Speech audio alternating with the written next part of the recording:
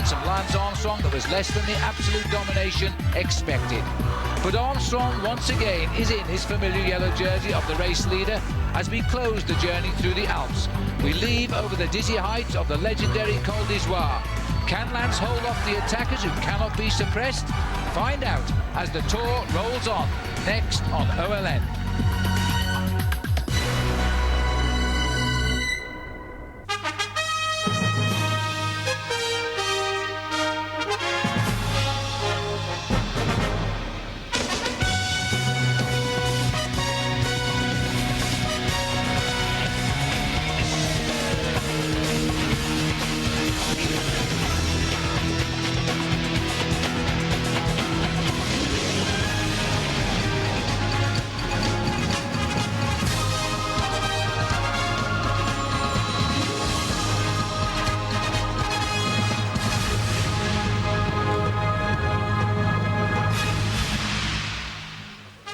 Yes, the beautiful Sunshine Tour de France rolls on as we now face up to stage 9, the last day in the Alps. And OLN delighted to bring you 1 hour of extra coverage. This is going to be a superb day as we wave au revoir to the Alps with Lance Armstrong in the yellow jersey. Hi again, everybody. Welcome back to our live coverage. Phil Liggett with Paul Sherwen. Paul, Lance has done it so far, 40 seconds, not a lot. 40 seconds, but what an unbelievable battle yesterday on the slope to the Alpe d'Huez. I think he controlled everything to perfection, but the boys now think that he's got a few signs of weakness, so they'll attack again. Yep.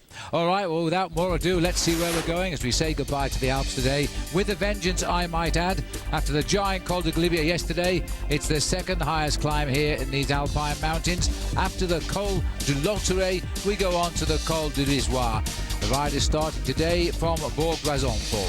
Well, Bourg-Oisan, this actually exactly the same course that they rode yesterday, but in the reverse distance to go over the Col de Lotteret, dropping down into Briançon, and then the fabled climb of the Col d'Izoire, 2,300 metres. It's a long way from the finish, but because of the difficulty of the opening 100 kilometres, it's an ideal course for people to go out on the attack. This climb at the end, by the way, the small Côte d'Apollinaire, is one that many riders are somewhat worried about. And then it's a fairly flat downhill run in towards the finish line in Gap. 184 kilometres in total and 115 miles. Well, Bourg-Oisan, well known for everybody who's climbed the Alp. It's the village that nestles at the bottom. This will be the 16th time that we've gone down the mountain and started away from Bourg, heading to Gap in the next valley along the road. 184 kilometres. And look at the bottom there. We've now covered just over halfway of the Tour de France, but that is in kilometres, not in days. We still have the best part of 2 weeks to go. Right, bring you up to date straight away now with the action. There was attacking riding right from the gun. 179 riders rolling away here. The start given, as always, by the Directeur de la Tour de France, and that is Jean-Marie Leblanc. Just listen to this. Wait for it. Yeah, he's telling the riders to get a move on straight away. I think he was joking, but you know, this is the last day in the mountains. Lance Armstrong immediately to the fore with his team all around him, but he was under attack right from the word go. Some 16 riders getting away, and by the top of the Col de Lotteret, after 38 kilometres, it was Danilo De Luca going over ahead of Ivan Parra and Aitor Garmendia. There's the results for you. No sign of the current king of the mountains, Richard Virenque. He's back in the main field. Look at the overall situation. Good reading if your name is Armstrong in looking for a 5th Tour win. 40 seconds, that's all over Yoshiba Bolocki. Iban Mayo, the winner on Alpe d'Huez, is now 3rd. Vinokurov 2nd on Alpe d'Huez, is up to 4th. And a good ride too from Ibanesto's Francisco Mancebo. Tyler Hamilton, what can you say? A man riding with his fractured collarbone is still in this race, less than 2 minutes behind in 6th place. Heras riding with a bandage on his knee after yesterday's fall is 7th. Jan Ullrich is 8th and completing the top 10 and riding extremely well and currently in the leading group, Jorg Jatsk. Best of the French is Christophe Moreau in 14th position. Garzelli has been in trouble today a little bit. He's lying 17th. Davy Miller tried to get into a breakaway and it failed. He is 22nd, and Michael Bogart there in 26th.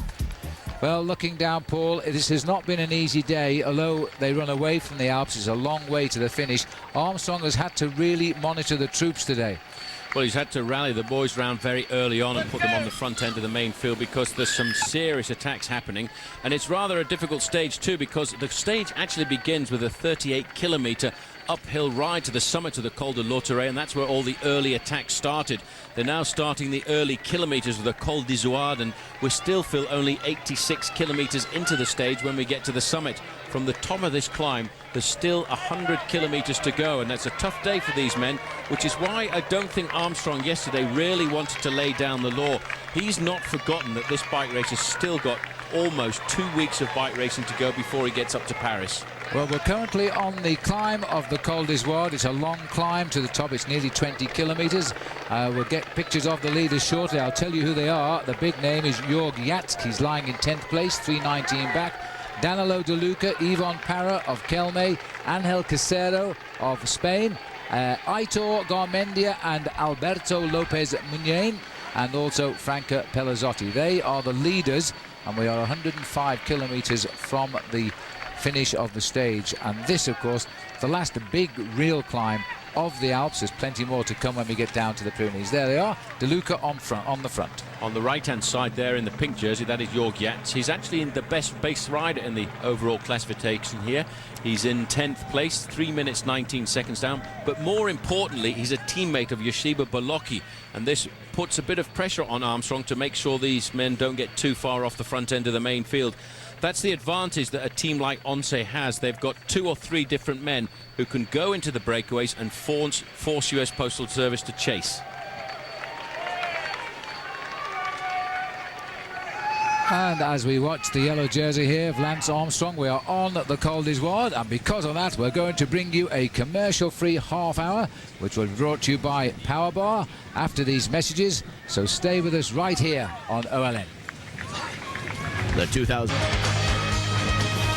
And welcome back. Yes, the Tour de France today waving farewell to these giant passes, and they'll be glad about that. It's been a tough race.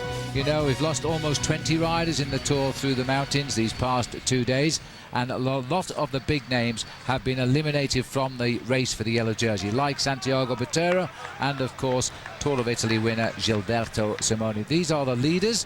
There was with them David Moncoutier of Cofidis. He's been dropped about 15 minutes ago.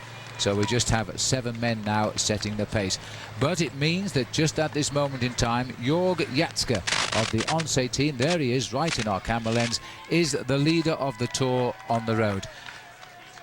Don't forget, we are now in our commercial-free half hour. This is trouble round the back of the race for the Australian champion here, Stuart O'Grady. Well, the Australians, Paul, they've had a wonderful, wonderful tour. Stuart is riding this sensibly. He's not a great climber. He knows if he can just hold this peloton under control once over the Izoard, he should be okay for the day. Well, that's what he's thinking about right now. He just wants to survive. He's only got around about 8 kilometres to go to the summit of the climb, about 6 kilometres to go for the leaders right now. This is a very long and mythical climb, and in fact, over the summit of this climb, there's also a special monument, and that one is dedicated to Fausto Coppi, the man dubbed by the Italians Il Campionissimo, the great.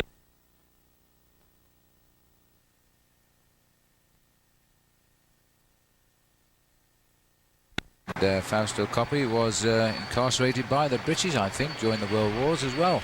In Italy, in North We've Africa. apologised, I suppose, since then, as we seem to do these days.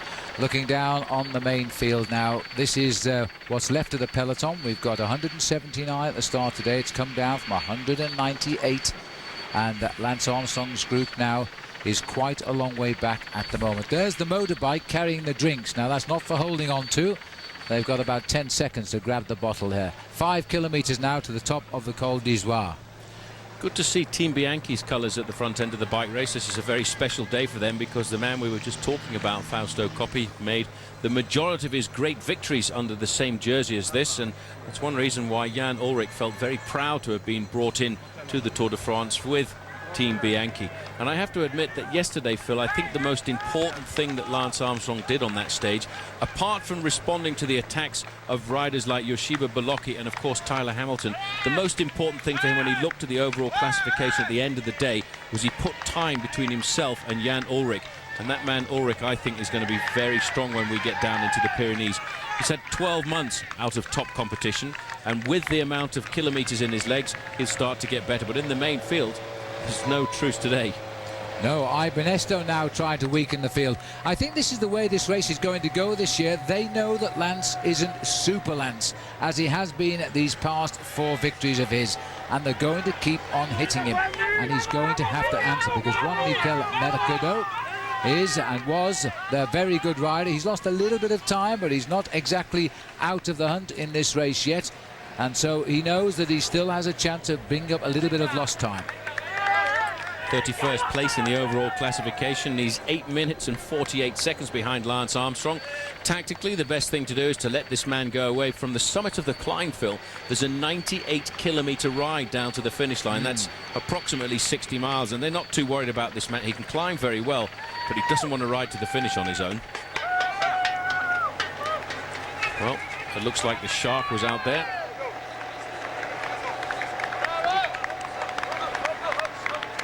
Well, as we're looking here at Juan Mercado making his race, we're going to take a look at a young and up-and-coming rider, thanks to Infinity, accelerating the future.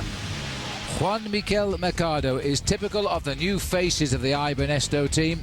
He's one of 4 riders under the age of 26, who's now trying to recreate the success of Benesto's greatest ever cyclist, of course, Miguel Indurain. In his 3rd year now with the Benesto boys, Mercado has had successes in shorter stage races like the Tour of Burgos and the Catalana Week, and now takes on the big one, the Tour de France, for the first time. There we are, he's 25 years of age, 5'10", just my size, and weighs a mere 128 pounds, probably why he decided to go on the attack. I must say, Paul, if you weigh 128 pounds like Juan Miguel Mercado, you can dance your way over the Iswad. You can dance yourself very well over a climb like this, but the big problem in the profile of today's stage is the 2 mountains, the big mountains, come in the first half of the course, which leaves 98 kilometers from the summit of the Col d'Izoard to then get down to the finish line in Gap. And that's an awful long way, especially if you want to ride on your own, because even if Mercado does open up a 2-minute advantage over the main field, he's going to have a tough time. You know, the Col d'Izoard is so close to Italy. It's always been featured in the Tour of Italy as well as the Tour de France, and it really has become one of the great monuments in the world of cycling. You know, this man, Jörg Jatsk, when we started commentary a few days ago, I said that when we saw him in the top 10, I said, well, you won't see much of him in the next few days.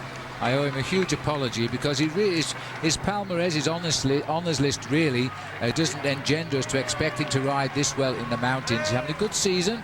He was 4th in the Pyrenees race, and he was 4th in the Tour of Germany, but he's only won 1 race in his life. Yet today he's riding superbly, as he has done every day through these mountains, so this might be his year. Well, that 1 race that he won, Phil, was a pretty important one, because it was the World Military Time Trial Championships. He's right. a tough bike rider, and since then he's always been an integral part of Team Once at the Tour de France, a man they count up a lot on when it comes to the team time trial. O'Grady here is having a hard time at the back end of the main field, but he will use his professionalism to make sure that he gets over the summit in a large group. I think if there are none of the major contenders to Lance Armstrong try and get clear over the summit of this climb, a lot of riders will have the opportunity to get back on the descent. Well, we didn't expect them to really form what we call the autobus at the back on this climb, but they're all dropping round and looking for themselves to find the friends around them. Jerome Pino was the rider in brioche in the red jerseys there. But the peloton has been splitting a number of times today and regrouping again. Eric Zabel under pressure very early on. He will be welcoming that 5 kilometers to the summit, while at the same time, in old money, that's 3 miles still to climb on the Col d'Izoard. This is a very, very tough climb. It has a lovely history in the Tour de France annals. It's a narrow road climb, and it's really out in the middle of nowhere above Briançon. But the riders here now really slowly but surely splitting off the back of the race and forming. We're looking down at the breakaway again now, at the man at the back, Jörg Jatsk, with the most to gain. He could be the next yellow jersey. We've had 5 already, and at 40 seconds is looking rather fragile of Lance Armstrong's just now as the pace continues on the climb. Just briefly looking through the newspapers this morning before the start, the team manager of Fassa Bortolo, Giancarlo Ferretti, actually went to Jean-Marie Leblanc last night, Phil, to apologise for the mass abandon of his riders. He didn't give an explanation, but talking to one of our colleagues from the Italian television, they told me they thought there was a slight problema con la testa, which means maybe it was a slight psychological problem with the team when they got to the mountains. They just went. There's no excuses. This is Brad McGee here. He was hoping one day to be a Tour winner. He's a little way to go to be the final winner, but he's had a wonderful start to this Tour. The first 3 days in yellow, those bands around his sleeve indicating he's a past world champion. In his case, he is a current world track champion as well, because he's the world pursuit champion. And when this race finishes, he's going to Stuttgart in Germany, and he's hoping to defend his title. He wasn't going to do it this year. He was going to give it a miss and go for the gold medal in the Olympics in Athens next year. But because of this illness SARS in Asia, they cancelled the World Track Championships there, and they've moved them to Germany. And obviously for the Australian living here in Europe, that seemed a much easier possibility. Well, we would have thought it impossible to go away from the Tour de France and move across to the short 4,000-metre distance on the track, but he did exactly the same thing last year. He moved away from the finish of the Tour de France on the Champs-Élysées and went directly to Manchester in England for the Commonwealth Games, where he got himself the gold medal there in the individual pursuit. Yeah, he's a very versatile boy. Looking here now at the ride, the Bianchi riders here. This is Garmendia, and also here's Angel Casero, just on 3 kilometers still to climb. That's nearly 2 miles, steady climbing to the summit. We're no longer getting time checks of the whereabouts behind of the remnants of this breakaway. There are 5 riders behind: Juan Antonio Flecker, David Moncoutier, Andrea Perron, Inigo Charot and Steve Zampieri. They were with the leaders. They were dropped off on the climb. They're somewhere in the middle. Then we have this bunch we are looking at now. Victor Hugo Peña, who was the first Colombian ever to wear the yellow jersey and the most illustrious domestique in the business, because he kept dropping back in yellow for the bottles for Lance Armstrong, his team captain. That didn't go down well with a lot of people on the Tour de France. They felt it degraded the race leader's yellow jersey, as a helper never should be seen when you wear the yellow jersey. Either way, he's been off and on the back of the race today. He's not actually racing that well, one has to say. But he is back in the field again at the moment. The other big Colombian in the race, Santiago Botero, is not racing very well at all. He's been actually given freedom this year to prepare specifically for the Tour de France using his own methods, and it seems as if his own methods were to not race at all, and they didn't work out at all, because as soon as we got into the mountains, he really was appearing quite prominently at the back end of the main field. We thought he may well have got the secret when he rode well in the opening day's prologue time trial, because he rode a fairly good time there for him, which as a current world time trial champion was respectable in 9th place. But once we hit the mountains, I think he's going to have to rethink his strategy for next year. I think his team might rethink it for him. Actually, of course, been quite a disappointment. Looking down from the helicopter, the boys in blue guarding the boy in yellow. That's the Postal Service. On the far right, there's the champion of Italy in that green top to his jersey. He's moved out of shot now, Paolo Bettini. But this is the job when you've got the yellow jersey on top. There's Richard Virenque in that white polka dottish jersey. Can't see the spots these days with the advertising, but that's him looking to win his 6th title as a King of the Mountains this year. If he does, he joins the record books alongside the little climber from Belgium, Richard Van Imp, and the Eagle of Toledo, Federico Bahamontes. I suppose we could call Richard Virenque the first African climber in the Tour de France, really, because he was born in Casablanca, Morocco, and moved across to the southern part of France in the early part of his life. But he's a great personality. The crowd here, whatever he's done in the past, completely love him, and the signs along the road are incredible for Richard Virenque, and there were a couple on the drive down yesterday that were actually proposing marriage to him. Well, he's the way he is. At the finishing line, his manager's biggest problem is to collect him and take him to the hotel, because he will literally talk to every television camera, every interviewer, every reporter. And this contrasts against Lance Armstrong, who will give you as many words as he needs to before he runs away from the scene. And that is a big difference. So Virenque is extremely popular here. Well, yesterday, US Postal, Phil, on the early slopes of the Col de Galibier started to turn up the gas to make the tempo of the race a lot more difficult, and I think they had one plan in mind. I don't think Armstrong was thinking about making a big showdown, because he admitted afterwards that he really didn't feel as if he had the form in his legs, but what he did want to do was try and hurt Jan Ullrich, and then when they set the tempo at the bottom of the final climb of the day, they were able to put some time between themselves and Ullrich, and that, I think, is a safety buffer that Armstrong wanted. Today, they're not too worried at the moment about this breakaway, even though Jorg Jats is quite dangerous at just 3 minutes and 19 seconds behind. They will set a reasonable tempo to make sure that that breakaway doesn't get to massive proportions, but they will just sit back and look and see whether or not there are going to be any reactions from the other riders, as there were on the day to the Alpe d'Huez. 100 kilometers just now left to race to the finish today, as the riders climb the last serious ascent of the Alps. We've got plenty more waiting for them in the Pyrenees and the individual time trials to come. A lot of action yet. Just inside the last 2 kilometers, approximately 1 mile from the summit. We still have, of course, a second and a third category to climb to come nearer the end, which will be much more important for a springboard attack for the finish. These are the breakaways. Quick reminder of the names. And there he is, first of all, Jörg Jatsk, the man gaining most. He's leader of the Tour right now on the road. Danilo De Luca of Seiko, Ivan Parra of Kelme, Angel Casero and Aitor Garmendia of Team Bianchi, Alberto Lopez Muniain of Euskadi, and Franco Pelazzotti of Alessio. They're the leaders. No time checks coming at us right now. We're looking at the best Frenchman in the race, and that is Moreau, and he is only in 14th place. Eric Zabel having a hard time at the rear end of the field. Really, on a climb like the Izoard, Armstrong and his team, US Postal, are not too worried about the men who are threatening to challenge Armstrong in the overall classification, because it's not really a very sensible place to attack for men like Yoshiba Beloki and Jan Ullrich. It is just too far to go to the finish. There's 98 kilometers to go to the finish from the summit of this climb, which is 60 miles, or about approximately 2.5 hours of racing. But it is a very difficult course, you know, because the profile is all in the first part of the race here, because from the gun the riders have to ascend the first climb of the day, the Col de Lauteret, which they went over very early on after just 38 kilometers of racing, and then the high spot of the day with the Col d'Izoard, where they are right now. There are 4 big climbs on the course today, the Col de Lauteret and the Col d'Izoard in the first part of the course, but towards the end a lot of people somewhat worried about a second category climb called the Côte de Saint-Apollinaire. It's about 7 kilometers in length, but it's quite steep at almost 7.5%.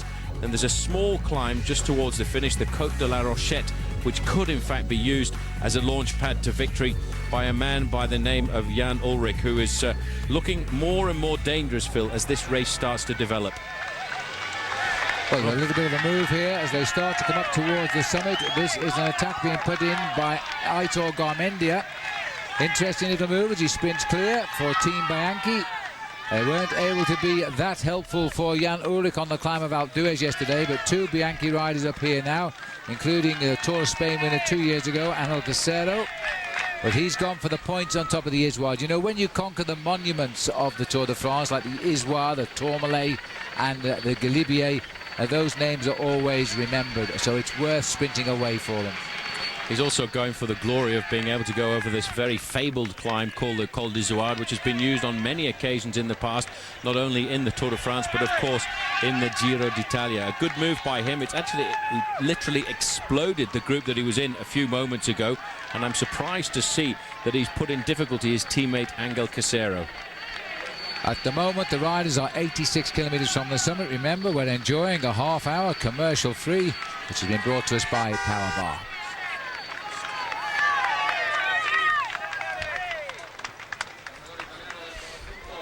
Let's have a look close in there. The face of Aitor Gonzalez licking his lips as the crowd cheer him on here. Still a long way to go when we're over the top. We're just inside 100 kilometers. 2 hills which will be far more decisive in the placing of the result today, but this, of course, is the giant Col d'Izoard. We often come over this climb. We drop down to Briançon for the finish of the Tour. Today we're going onwards to Gap. That's Jörg Jatsk, a little bit isolated. I think he's riding in second place, Paul. Yes, he is. Well, this, you know, is an inspired ride by this man. And I wonder if Lance Armstrong would not be relieved to see the yellow jersey pass on and take the pressure off his team. Well, he's got to think about the fact this race is 3 weeks in length. He wasn't in one of his best days yesterday, but I certainly wouldn't mind having the legs of a Lance Armstrong not in one of his best days, because he was still equal of all of the men trying to challenge him. He could still, once his teammates had disappeared, nullify all of the attacks. You can see here the reaction coming from the Kelme rider, a Colombian, a new Colombian on the block, Ivan Parra, riding across to Jacques, just a bit further up the road there. The attack coming from Garmendia. Further down, Danilo De Luca has now been put under pressure. And this is Vyacheslav Yekimov limiting the losses here on the climb. There's Armstrong on the left. Not looking to me in very good condition today, Lance. He's riding at the front, but he's not riding quite as smoothly as we've seen him in years gone by. It's going to be a tough tour for Lance Armstrong. Personally, I think he'll win it, but I think he's going to have one tough ride. The top of the Col d'Izoire. Aitor Garmendia cracks it and goes clear of a breakaway of 7 men. This was an original group of some 15 riders, and they've been away now since over the top of the Col de Lautaret as well. Well, really now, Aitor Garmendia needs to sit up on the early kilometres of the descent and wait for a regrouping, because it's a long way to go to the finish. I know Aitor Garmendia is a very good individual time trialist. In fact, he's been a professional for many years. He turned professional back in 1990, and he's ridden for some of the top teams. And in fact, he's really returning to a top team here by being brought into Team Coast. And in the past, he was a teammate of Jorg Yacht on the Once squad. Well, there's the result over the top of climb. Ivan Para again in the frames, getting a few points today in the King of the Mountains, because he was second on the Lautaret. Now he's finished third over the Ore category. That's the biggest of them all. Very shaky descent the early kilometres down the Izoire. You see unprotected roads. What riders who are behind the peloton will take risks here to bridge the gap, and you've got to be very, very careful, because one of the big problems, Paul, when you start descending quickly, you brake hard, your rims get very hot. Yeah, most of the riders actually still use the tubular type of tyre. It's a tyre which is stuck onto the rim. The reason for using that is you can pump it up to a much higher pressure than the clincher type tyres that many people use in leisure cycling. And it does make it very dangerous when you do heat up the rims, because it tends to melt the glue, and the tyres can actually start to turn on the rims, and you very often see riders getting blowouts on the descent, and you don't want to get a blowout on a technical descent like this. Now, very often the big cols here in the Alps, they start twisty like this, and then they gradually get longer straights as they come down the altitude. You'll get some idea now as our very brave motorcyclist and cameraman come down. All he does is hold that camera to his eye and look through it. I don't know how he does it when he's going around these corners, but he shows no camera shake, does he, as he hangs on to the leader on the descent. And we are looking at speeds on a descent like this with just a little flicker left and right of at least 50 miles an hour. The guy leans in. Watch how he tilts his body the opposite way to the lean of the bike, just to alter the angle of the centre of gravity, and he holds that bike on the road, just clipping the corners. Very good descent this. The important thing is to make sure you get the right line coming into the corner, so you don't lose too much momentum, and you can pick it right back up to maximum speed again. So, you know, the kind of maximum speeds that have been recorded on descents like this are up to 110 kilometers an hour, which is pretty impressive when you think the tyres are not more than an inch in thickness at the bottom. But they're blown up to 4 times at least the pressure of a motor car tyre. They're literally rock hard. Now, these are the descents, and you get some idea. A bit hairy, isn't it, if you forget to turn left on those bends? Parachutes not supplied. And there on that long straight now for Garmendia, that's where you can get up to speeds like 70 miles an hour.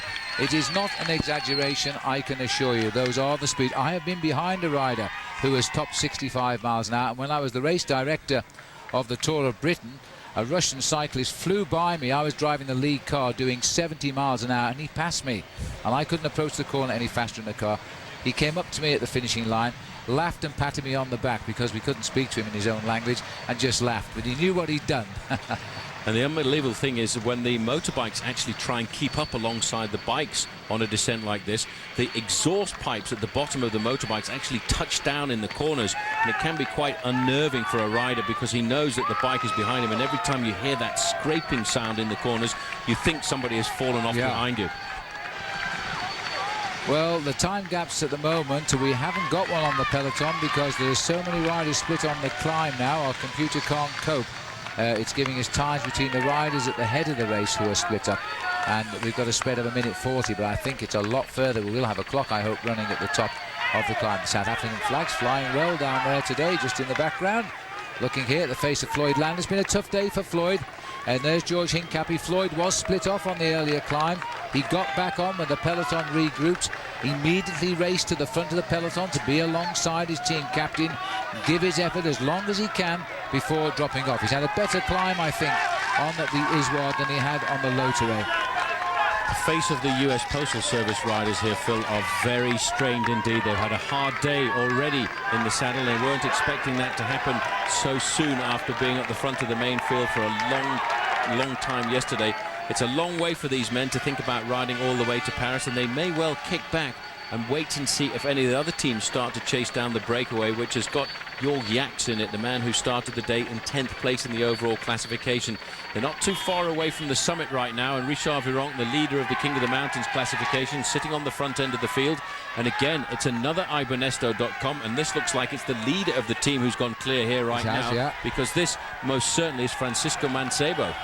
Well, they're all attacking Lance and getting every chance here. Mancebo now is 5th overall in the race, taking on Richard Virenque, who's looking a little bit perturbed, but Richard is going for best of the rest. Now, we don't know how many riders from the original breakaway Richard has picked up, but he must feel as though he's picking up points. I'm not sure there are any available there, though. Well, a lot of points available for this, which is a hors category climb, an outside categorization climb, one of the biggest ones in the Tour de France, and points will go down to the first 20. So Richard will have picked himself up a couple of points on a climb like that. But at the front of the race, it's still this man from the Bianchi team setting the pace. He's gone down this mountain like a bullet right now. You see how he cuts through the apex of the corner. He has to knock his gears back just a little bit as he slows down into that corner and then accelerate up to maximum speed once more. He's cutting in straight lines, and he's actually here at the moment looking at the lie of the land, looking to see where the trees are to give himself some idea of just exactly what the corners are going to be like, and he's got this one just a little bit wrong. And what I'm hearing, Paul, is not good news for Lance Armstrong, because the gap is 5 minutes and 16 seconds. Our camera here is correcting itself because of camera shake. Nothing we can do about that. It'll come right in the end. But 5 minutes 16 from the peloton to Jorg Jaks. That is a big lead. Armstrong is not going to have an easy ride this year to win the Tour de France for the 5th time, and there are going to be attacks all of the time. These two guys sprinted it out at the summit of the Col d'Izoard, but they don't want to ride 98 kilometers to the finish line with the main field chasing, and they're going to, I think, sit up and wait and slowly integrate the main field. But it is certainly a very large gap now for the leading riders over the group containing Lance Armstrong, and the US Postal Service team are going to have to find a few friends in this main field right now, because it's a long, hard chase to the finish. At the back of the group there, Paolo Bettini, the teammate of Richard Virenque, as they pick up their acceleration right now.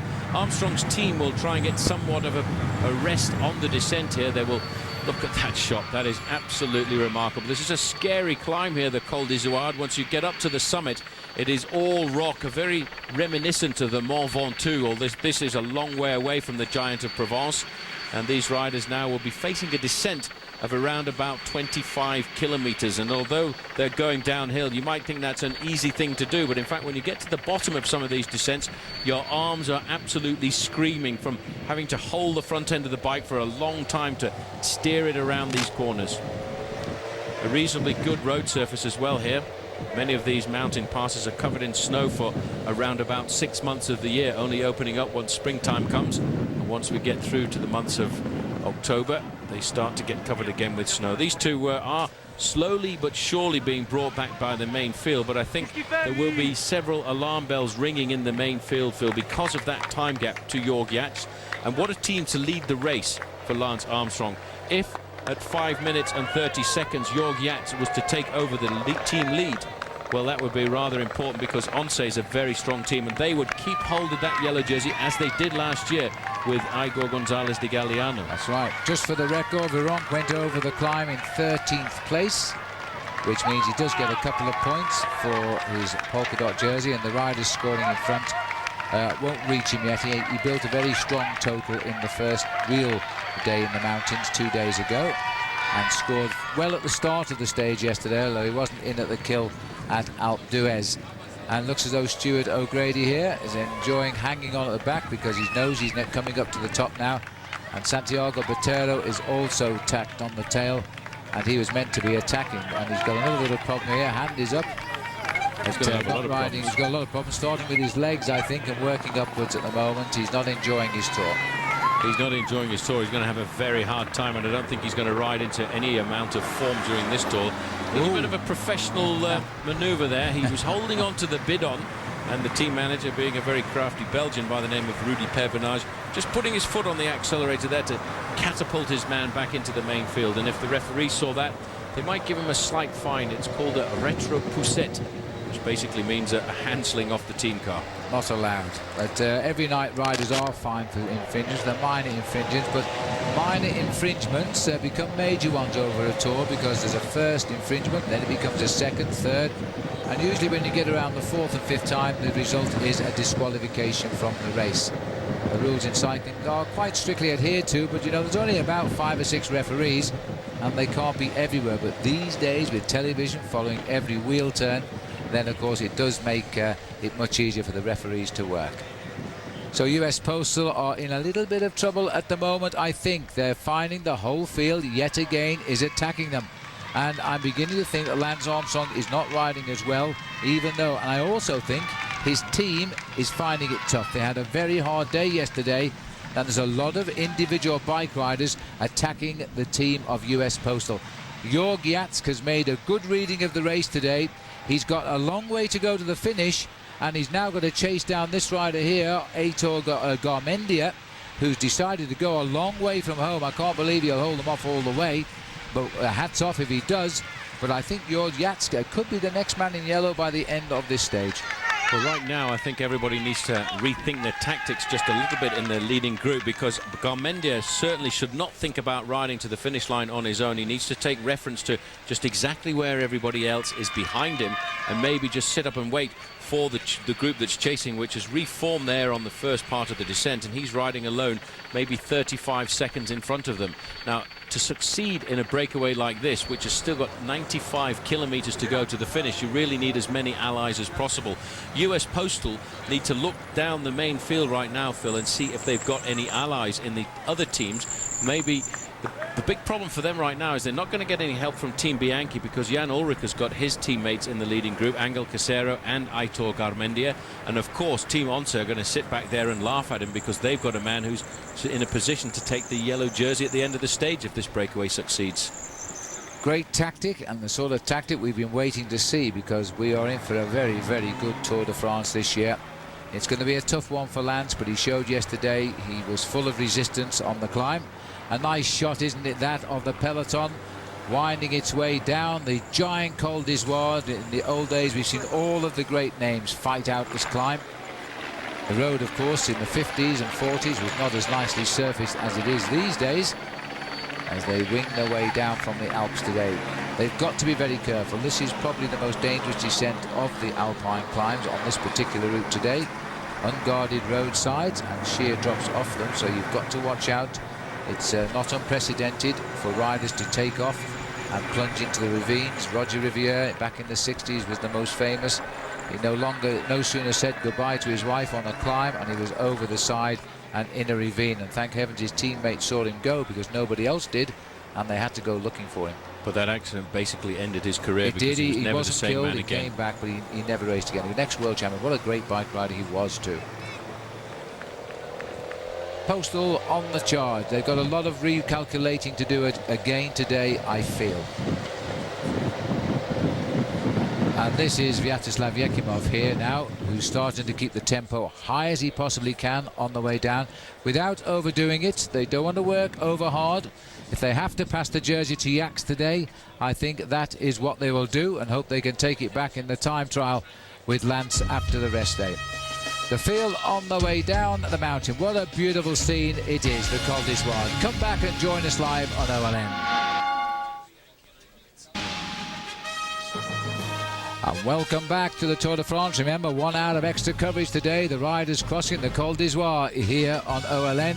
Lance Armstrong under pressure for the second day, as he now tries to defend for the first day his leader's yellow jersey. And at the moment, he is out of the lead, which is now on the shoulders of Jörg Jatsk, riding some 5.5 minutes in front as we go into the last 80 kilometers of the day, or 50 miles. There's the peloton now as it winds its way off the lower slopes of the Col d'Ivoire, regrouping, and there's many riders at the back there. They've yo-yoed on and off all day today, but they should be reasonably okay now. There's a second category climb to come.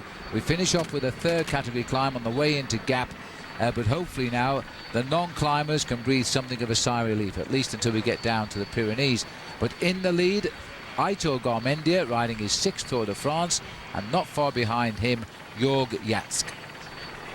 Well, if I was the team manager of Garmendia right now, I would just ask him to sit up and wait for the rest of the group, have the group reform, because there's a long way to ride to the finish. We're going through a very spectacular part of the course right now, through these gorges, which are not far away from the bottom of the Col d'Izoard.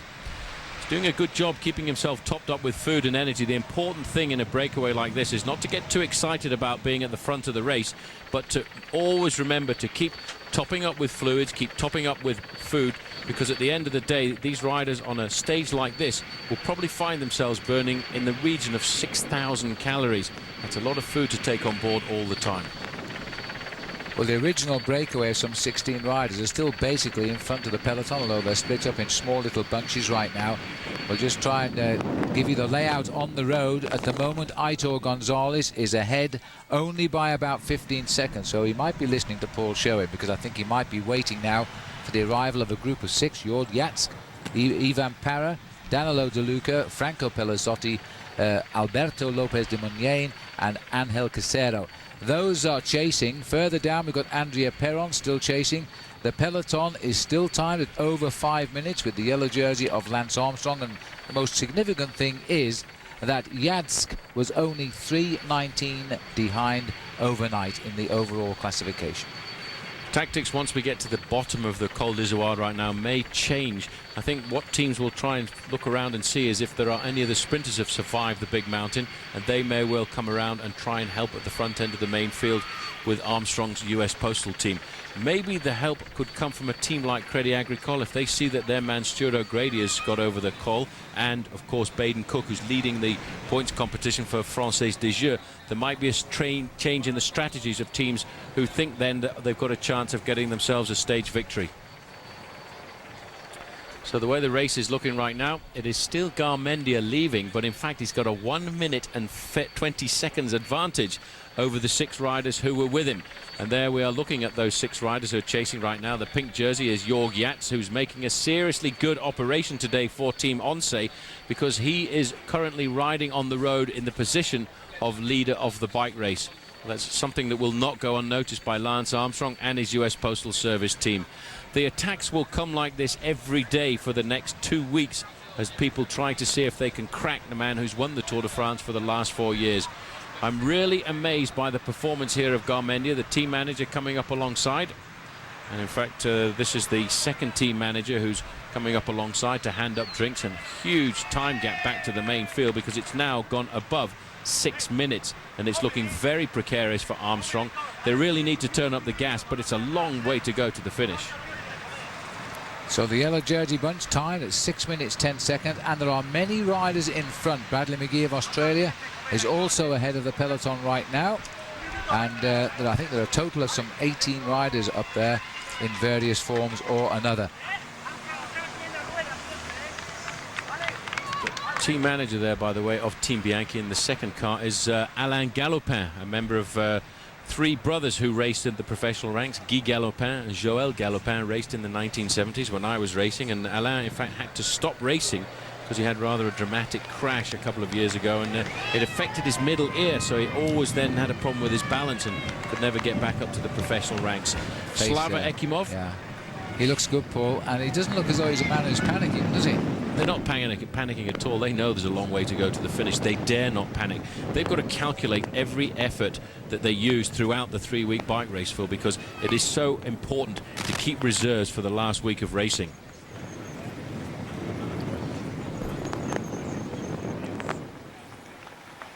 Looking at the descent here, the rear of the peloton, many riders coming back on all of the time. I don't know how many we've got behind today at the moment as the race continues down the Col d'Izoard and on towards the finish. I reckon they've got about 78 kilometers to go, and the peloton are looking to bridge 6 minutes to get back into the action. So I think we can now go outside of our commentary box. They're very lucky, Kirsten Gum and Bob Roll. They're sitting out there in the sun. We're actually in the shade, believe it or not. We've got a great place here. It's time right now for a little Bike 101 with Bob Roll. We're looking at the riders and as they're descending. Give us some insight on how they're taking all those turns. Cycling at this level, a real complete test of every weapon in an athlete's arsenal. Climbing, obviously power versus strength. You have to be a great climber, have a huge aerobic engine. But descending also, and many tours have been lost because riders were not adequate descenders. Garmendia, Aitor Garmendia, out in the front of the bike race. He's a fantastic descender also, and we're going to take a gander at the telestrator here. You can see he sets up the turn on this far outside of the previous corner. He's looking up the road here at this corner, and he starts to cheat over. He's going to hit it right at the apex there and follow it there, down around, just like a downhill ski racer trying to get the maximum straight line out of the ski hill. He's all the way back on the other side of the road. He sets up each turn and hits it right at the apex, right on the inside here, going around there. When these skills they have come into play as these very difficult switchback turns, he's going to come all the way across the road now, hit this corner at the apex. That will give him the rest of this road to carry his momentum. He can stay as far as he needs to on the left-hand side of the road, and then he'll start setting this one and descending very well. One thing in the Tour de France that the riders have is a closed road, so you don't ever want to try that technique out on the open highway, and you can't be going into the oncoming traffic trying these out, but at least you could use the lane that you're allowed and cut over as far as you can on the inside and then use the whole road to get back over. Descending skill, almost as important as climbing power in professional bike But racing. definitely don't try to do that on a blind corner. Do not do that out on the open roads. I'm glad anyway. you mentioned that. I definitely am. All right, we're going to take a short break here, but stay with OLN. We've got lots more action in Stage 9. We'll be back in just a few minutes. And welcome back. The Tour de France again is split up here as they come away from the Col d'Izoire beneath the sun on this 9th stage of 184.5 kilometers, heading down to Gap today. And the peloton under pressure. Lance Armstrong at the moment is out of the leader's yellow jersey because one of his danger riders, Jörg Yats, is in that leading group of 6 chasing Aitor Garmendia. Stretching his back, Lance Armstrong, just stretching out those little aches and pains after the climb of the Col d'Izoire. He's got his teammates around him, but a team not pushing it too hard, just doing enough here to try and stay in touch. Gambling that with 74 kilometers still to ride, they can alter the pattern on the road. Well, the man out front who is doing so well is Jörg Yats. He has gone there and taken the bull by the horn, so to speak. Now I have to take my hat off to Frankie Andreu today because he chose Jörg Yats to talk to. So let's see what he had to say. You're a great ride from Monza yesterday. Is the team happy with how everything turned out? Well, I think you can see that Belocchi is in very good shape, and this is important. You know, it was just the second mountain stage, and it's important to have some self-confidence and to know that everything is at the moment going well. But you yourself right now, I believe, is in like 10th overall. That gives 2 important riders up there in the classmen. You got to be happy with how it's going for yourself. Yeah, you've got the possibility to play a little bit and to, you know, because I'm only 3 minutes behind, so, you know, everyone has to go when I attack or when Isabel attacks. So it's a better situation to have 2 persons in front than just one. Well, he did everything there, but tell us he was going to attack today, didn't he? And well done, Frankie, for managing to speak to Jörg this morning in the Tour Village, because he's in this group of 6 as we look down, chasing Aitor Garmendia of Spain. Looking down there, Paul, they're a lonely little bunch now. They're about 55 seconds from catching up with Aitor Garmendia, and they've closed steadily without doing anything too dangerously quick to blow them up, because now the big climbs are behind them. Yats is the sort of man who not only could get the yellow jersey, he would have the legs in a break like this to win the day. Well, I think it's pretty crazy tactics right now by Team Bianchi, because they've also got a pretty good man in the group behind Angel Casero. He should really ask the team manager to go forward, tell Garmendia to sit up, and then we would have a 7-man group, and 7 men working together would have a much greater success of actually keeping onto a large portion of their advantage. At the moment, there's a group of 6 chasing 1 man on his own. It's a big waste of energy for the man on his own, because eventually they will catch him. But right now, I really can't understand the tactics coming from the team manager's car of Team Bianchi. And what about Lance, Paul? I mean, I think because he's a man under pressure and he doesn't want his team now to destroy themselves, there's still 2 weeks to go. Do you think he might say, look guys, let's just ease back and let's let the jersey go? Well, they won't panic, and he knows I don't think he wants to assassinate the team and have them leave all of their energy on the middle week of the Tour de France, as we get a nice shot here of Christophe Moreau, who is currently the best Frenchman in the overall classification. He's in 14th place overall at the start of today. Jens Voigt on the far side, he's the German rider looking after him.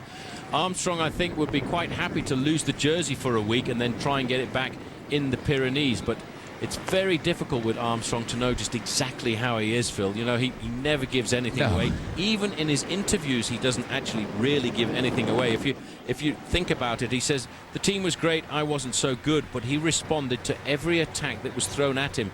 And there wasn't just one attack, there were many. But this year, you see, there are more riders than one he has to look out for, and that is the big thing. He's not just Lance Armstrong against Jan Ullrich. It's against a lot of riders, and if they combine and attack him one-on-one, he's going to really hurt that US Postal team. It's going to be a great race, this.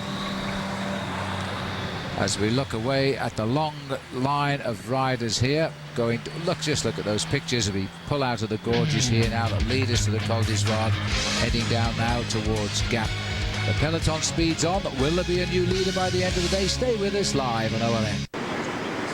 And welcome back to the Tour de France here live on OLN, stage 9, 184.5 kilometers. They've got about 69, 70 kilometers still to ride, and they've still got to work out whether they can bring back Aitor Garmendia, the day's leader on the road. Racing down the valley here, one of the many mountain streams here which run and course. We've seen hardly no snow in the Alps this year, which is most unusual. They've had a great spring. It's melted early. Of course, Mont Blanc is a glacier that stays white all of the year round. We usually see snow further up on the glacier above Alpe d'Huez, but this year, and especially on top of the Col de Glibiet, there was nothing there either. Very barren rock, of course, because they're only free of snow for about 6 months of the year. This is the rider for Team Bianchi, not Jan Ullrich on the attack today, but Aitor Garmendia. And right, he was with his teammate Angel Casero. He got away just towards the summit of the giant Col d'Ivoire and has decided, and we're not sure that's a wise decision, to go for home with such a long way to run. It's actually right now becoming a ridiculous decision because he's only got 30 seconds advantage over the chasers, and I'm pretty sure Alan Galopin there has just said stop and wait for the rest of the guys, because this is a waste of energy. We need to work as a cohesive group of 7 riders to try and build on the advantage over the main field. Yes, well, this, if it comes a leading group of 7 again, there are the names we have in the breakaway. Yatska, Di Luca, Para, Casera, Lopez and Pelazzotti are the riders in this breakaway. Now, there are good riders there. Pelazzotti may be riding his first Tour de France, but he's a very experienced stage race rider. Good results in the Tour of Spain and Tour of Italy in the last couple of years. So if they get it all together, then, and they're all being basically Italian and Spanish up there, are good climbers, and they will get over the last 2 hills. This could be a very surprising day in the Tour de France. We weren't anticipating a change in leadership, but it is a real possibility. It's looking like a very real possibility right now, because the time check on the leaders back to Lance Armstrong is 6 minutes and 38 seconds, which is a huge gap and a difficult one to bring back into the fold. But we're going to see a lot of days like this over the next 2 weeks of racing, because everybody believes, they seriously believe, that they can beat Lance Armstrong this year. And the way Yoshiba Bolocki was attacking yesterday on the slopes of the Alpe d'Huez just goes to prove that he has phenomenal form this year in the Tour. Into the town of Embrun, and this is where the time bonus sprint is. And watch out here, I think we'll see in the group behind Jorg Yats go for the 4-second time bonus. We're seeing riders in the original breakaway here now fall back into the pack as the peloton swipe past just 1 or 2 riders. Andrea Perron was one of the riders there who was swept up, but they've been behind the leaders for a long time. They're actually dropped on the lower slope of the Col d'Ivoire. But again, it's taken a long time for the peloton to eat them up. 6 minutes 38. We're in the town of Embrun. Now, I suspect the leader has gone over the special sprint line there while we've looked at the catch at the back here. and so that means that Garmendia will have taken the small time bonus. He's not going to worry over much about that because he is 39 minutes behind Lance Armstrong in the overall classification. Not a man Armstrong will want to hunt down today. It'll be interesting, though, in the sprint for second place, whether Jorg Yats contests for the small time bonus. I'm not sure he's too worried about the small time bonus right now. What he's more worried about is getting the group together as a block of 7 riders and making sure that everybody cooperates in building up a huge advantage over the main field. And these roads that we're looking at here right now, Phil, are very difficult roads to race over. They're the kind of roads that eat a lot of energy out of your body. They're not smooth at all. There's no rolling effect from a smooth surface. These roads have an effect of making you feel as if you are stuck to them, especially with temperatures like this. The actual ambient temperature outside is around about 32 degrees centigrade, but the road temperature with the heat reflected up from the black tar is close to 38 degrees centigrade this afternoon. That's not far off 100 degrees Fahrenheit. And in fact, the mayor of Bourg-Cloison was warning the riders before the start that the bitumen was melting beneath the hot sun and forming ruts, so it was quite unpleasant cycling in places. But it is a scorcher down here in the Alps this year, and the riders just keep on riding as fast as ever. Nice look at the man who's riding his 6th Tour de France. He's finished 4. He abandoned his first one, and he's got no thoughts like that in his 6th one. Twisting their way out of the many tunnels here on the side of the mountain as they continue away from the Col d'Isoire. Well, I tell you what, Phil, I'd really like to put a noose around his neck right now and slow him down and make him wait for the group of 6, because that's the best thing to do. If they want to succeed and build up a big advantage, they really need to work as a 7-man group. He's got a teammate in the group behind, so if it comes down to the tactical manoeuvring towards the end, he and Angel Casera can work together. You see, that's Paul Sherwen, an ex-rider of the Tour de France, talking, and he's probably a few rides behind saying, why didn't he slow down as well? Because what is the point of riding alone? Well, he must be feeling extremely good physically right now. So the boys at the front, US Postal, are driving now. A little bit more urgency, I think, in the pace as we run into the last 60 kilometers of the day. Decisions to be made yet as we stay live here on OLN. Well, there it is, the catch now. They're right on his tail, and it'll all be over at around 61 kilometers. That's 38, 39 miles still to race. This now is a very, very strong working group. Well, as we look at these riders, one man yesterday, the absolute hero of the Tour de France, was Tyler Hamilton. And before the start this morning, Frankie Andreu was with him. What a ride that was. Frankie. Tyler, an amazing ride yesterday. I don't even know how you had the ability to attack. How are you feeling? You know, yesterday I felt a little better. That, you know, the collarbone, I believe the fractures are starting to heal, but it's, you know, we have to be realistic. It's going to take a while for the 2 fractures to heal. And yeah, I mean, I did try to attack, but in my opinion, they were pretty feeble attacks because you know, I couldn't really put a whole lot of power into the handlebars when I was standing up. So for me, the best situation is staying seated and not putting a whole lot of pressure on the collarbone. Well, I was impressed, and I'm sure everybody at home was impressed too. Do you find that during the race, the adrenaline, everything kind of dulls the pain, and then the next morning you feel it in full effect again? The hardest part of the day is the morning when I wake up. It's very painful, very stiff this morning. But yeah, as you ride into the race, you kind of forget about it and you loosen up a little bit. So you've been saying that you have to take the Tour day by day, but pretty soon these days are going underneath your belt. You're going to have to start kind of making a plan towards the overall. Yeah, I mean, we're still taking it day by day because, you know, I have to race a whole different race because of this injury. And, you know, today's a difficult day, and hopefully I can get through today in good shape. But, you know, I have to ride a whole different race because of the situation. All right, well, good luck, and I hope the different type of race keeps working out for you. Thank you. Well, what a man he is. He takes it, he's talking as if the Tour de France was a club race, not the Tour de France. By the way, because of this reassessment, he rode a complete set of lower gears yesterday instead of the big chain wheels. He apparently had fitted, for you aficionados, a 52 and a 36 chainring put on his bike. So he's had to go down a little bit, and that might have cost him a bit yesterday. Who knows? What a marvellous rider, though. All still feeding time here as they take on plenty of food for what remains of the day. Paul, it's only 38 miles or 60 kilometers left to go. 6 riders in front. 6 minutes 23 is still the time gap here, and this is going to be an amazing day. Lopez de Muniain, he's the rider from Euskaltel Euskadi. Yesterday it was Iban Mayo. This team is turning out to be quite a star team of the Tour. Well, it's good to see, and I'm happy to say that Aitor Garmendia did finally sit up and wait for these guys to come back up to him. We're now looking at a 7-man leading group. Team Bianchi are actually in a very good position tactically, because they got 2 men in this leading group. Angel Casero, who is no mean bike rider. I'm a bit surprised to see he's lost so much time in the overall classification right now. He's lost 35 minutes on Lance Armstrong after just a week's racing. But the fact that they've got Aitor Garmendia up there as well now gives them ability to be flexible in their tactics on the run in towards the finish. And there are a couple of nasty little climbs over the last 40 kilometers. The first one is a second category climb at 156 kilometers covered, the Côte de Saint-Apollinaire, which is very difficult towards the summit, quite steep. And of course the launch pad for anybody who's got the legs towards the finish at 176 kilometers.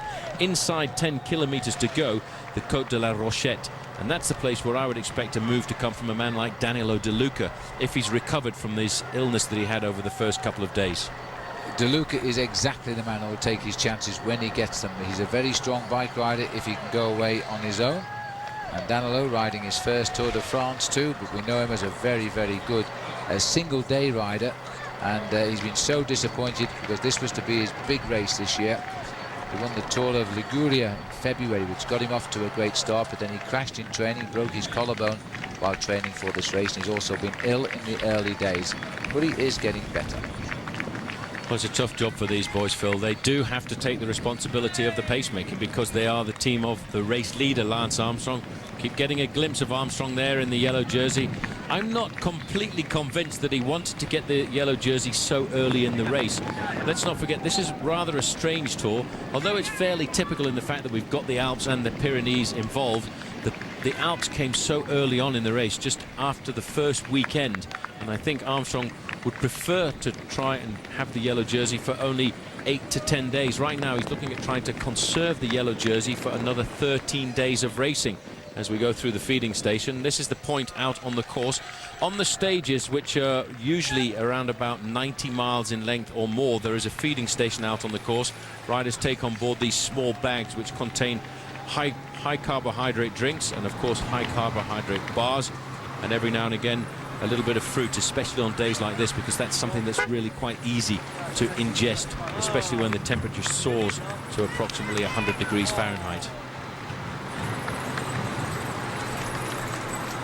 And as they pass through the feed, we're just hearing 6 minutes 15 seconds now, the latest gap. The yellow jersey behind the leading 6 riders. There are 4 riders in the middle at 3 minutes 50 of those leaders. All right, well, as we go to break this time, here we have our Subway trivia question for you. Iban Mayo's victory yesterday on Alpe d'Huez was only the second by a Spaniard. Which country leads the way on the Alpe? That has got to be the easiest one of the week. I'll tell you the answer, though, if you don't know, when we come back to the Tour de France here on OLN. Last year, I didn't do the tour for OLN. It was a bummer.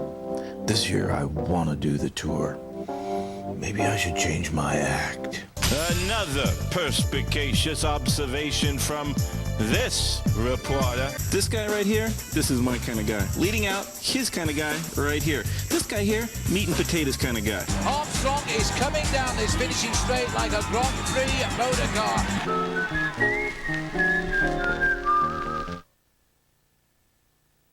The 2003 Tour de France on OLN is brought to you by Camelback. Get cool water anytime with Camelback hydration systems. Camelback, keep moving. And by Jordana Cycling Apparel, on the web at myjordana.com. And by Infinity, makers of innovative, high-performance premium vehicles.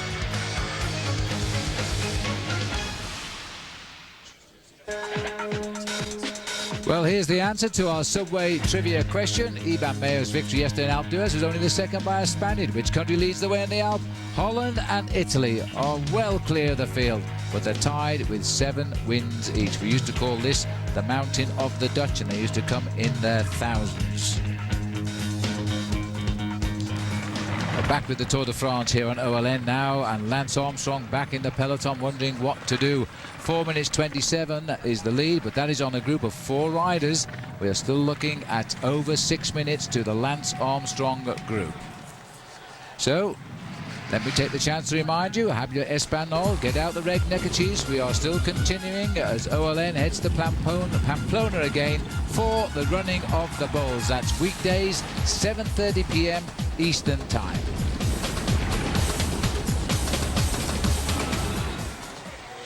Looking over this little rise here now as we begin the efforts on the second category of climb, the Saint Apollinaire, and the ride is now still under pressure. Forgotten all about these two guys, Phil. I have a funny feeling this is Mercado. There should and be in 4 fact actually, Mancebo. Paul, but it looks as though they may be sitting up here and waiting for the peloton. Well, I said when he attacked. This is Moncoutier, is it? Yep, it David is. Moncoutier. Yes, these are 4. They seem to have given up their Flecker, Mercado, Moncoutier and Zampieri were the 4 riders together.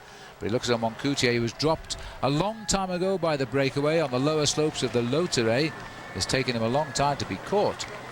Well, I said at the time when Mercado attacked on the summit of that climb that I thought it was a bit of a crazy move because it was so far to go to the finish. And of course there was already a breakaway off the front end of the main field. The breakaway which has now organised themselves into a 7-man group. The main field have slowly but surely started to pick up their pacemaker. They're catching all of the riders who are in the middle of the bike race right now, but not really starting to make much impression on the 7-man leading group. Jan Ullrich, I think, is very happy with the situation right now because he has 2 men in that leading group of 7 riders. But the team that are going to be dangerous are the team in this orange jersey here. This is the team of Euskaltel Euskadi, and their man Iban Mayo has pulled himself up into 3rd place in the overall classification. When we go down to the Pyrenees, Phil, he will be racing on home turf. And the spectators that dominated the Alps right now will be replaced by the orange crowd of the Basque supporters when we get down into the Pyrenean mountains. Well, they will, because they built themselves up a nice little lead of over 2.5 minutes in the team classification ahead of Lance Armstrong's US Postal Riders. Remember that Armstrong leading the Tour at the moment by a scant 40 seconds from Bolocki. Mayo climbing up into that 3rd place overall and must now be thinking of a podium finish in Paris. Little attack being launched here. This will be Lopez de Muniain, who's trying to stretch them away, and they're splitting up this breakaway. Losing a bit of the impetus, I think, because the main chase has come back to inside, or the main bunch rather, back now to inside 6 minutes. Well, this is not good when you're in a breakaway like this. There's still a long way to go, Phil, from the summit of the Côte de Saint Apollinaire at 156 kilometers covered.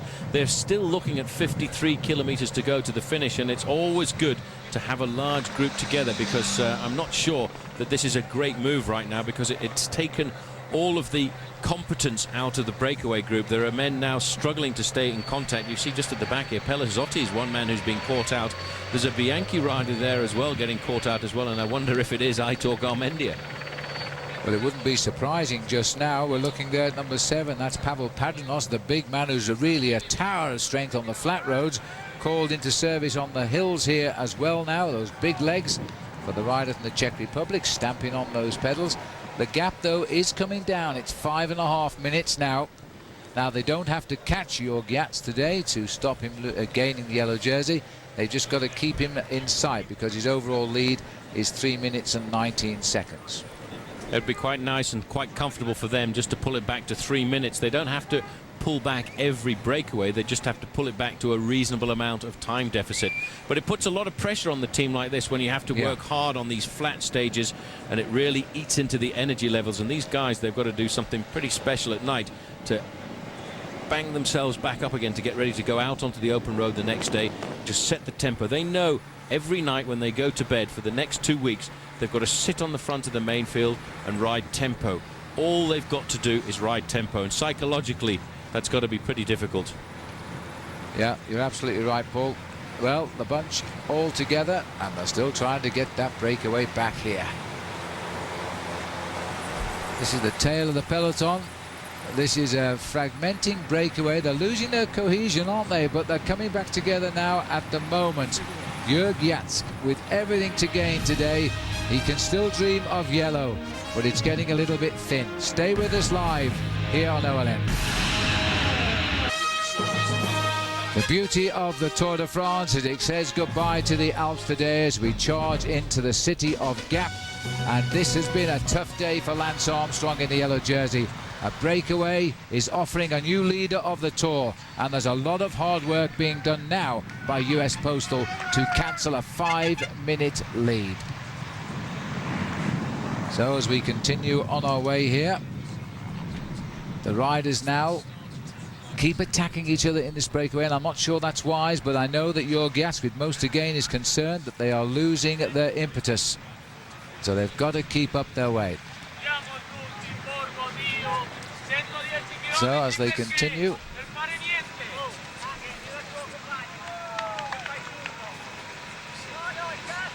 so we're watching here now, Jörg Gatz in the lead.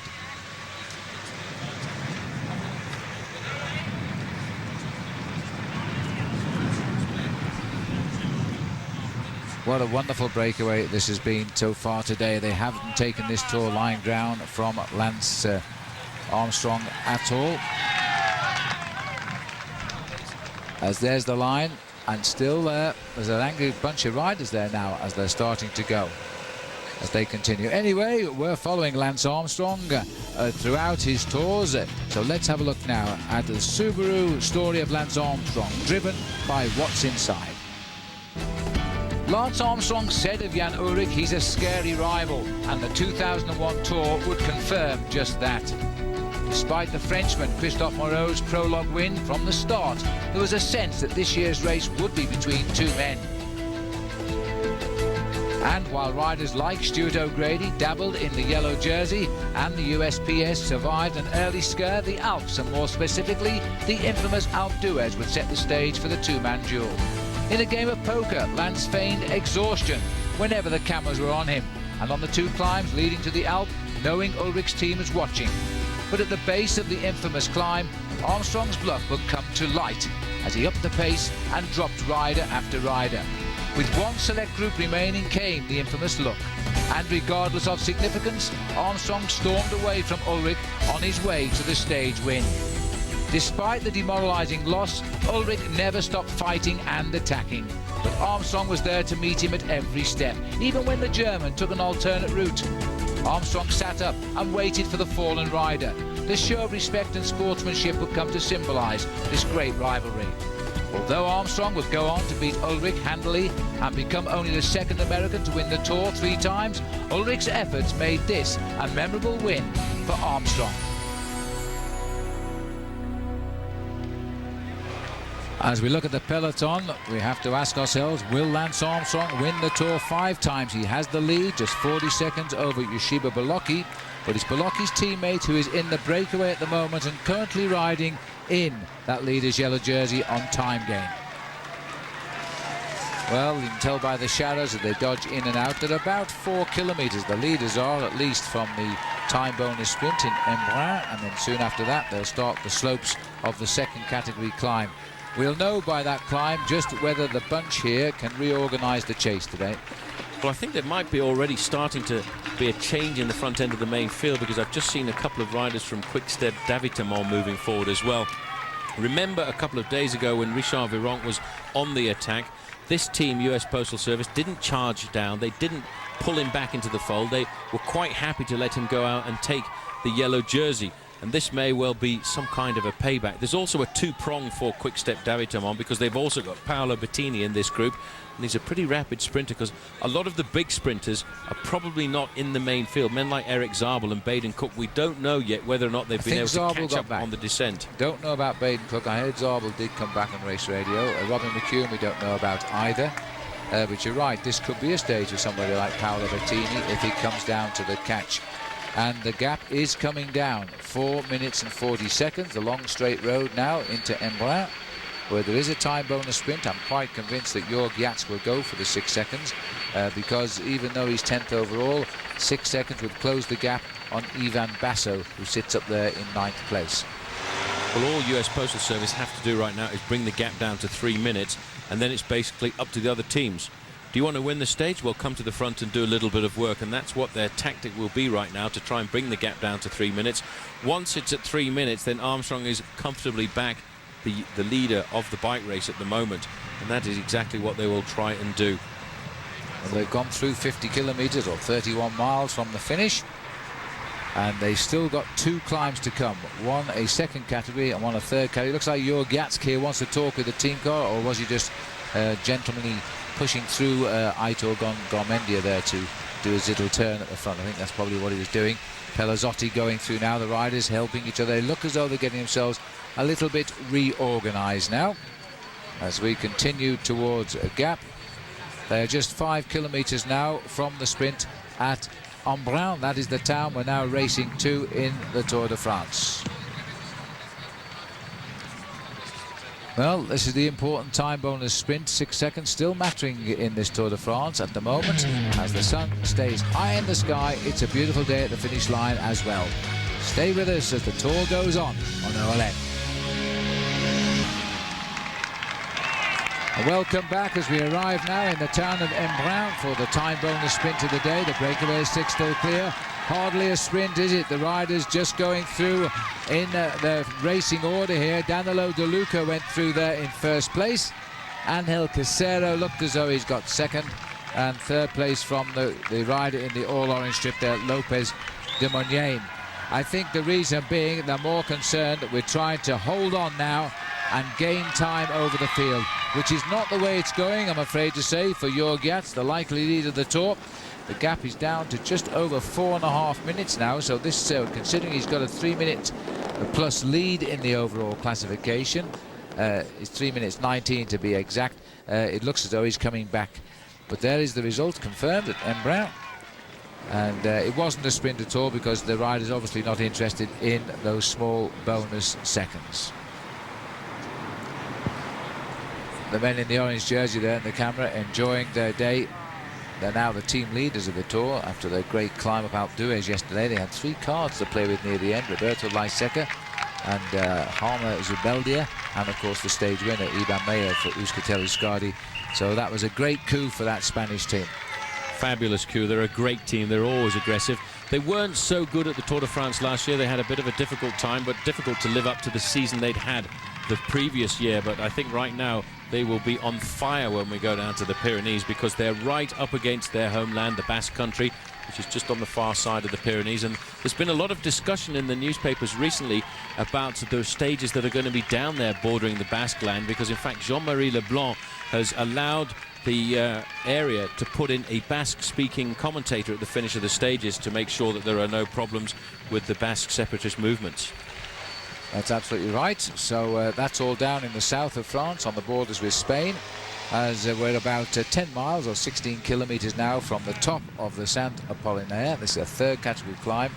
The lead group, let me just confirm the riders to you if you're just joining us. Jörg Jatsk is the man with most to gain today, in 10th place, 3 minutes 19 behind Lance Armstrong, and currently they are 4 minutes 42 in front, so he's the leader on the road. Danilo De Luca, Ivan Parra, Angel Casero and Aitor Garmendia, both of Team Bianchi, Alberto Lopez Meñain of the Euskaltel team, and Franco Pelazzotti of Alessio. De Luca is Seiko, and Parra, by the way, is Kelme. That's the composition of the leading group. Really, these are the remnants, the strong men, of a big group of some 16 riders who got away on the start of the day on the Col de Lautaret. They got rid of some on the Lautaret, the rest on the big climb of the Isouard. They've regrouped on the way down, and they've now got, Paul, 43 kilometers to go.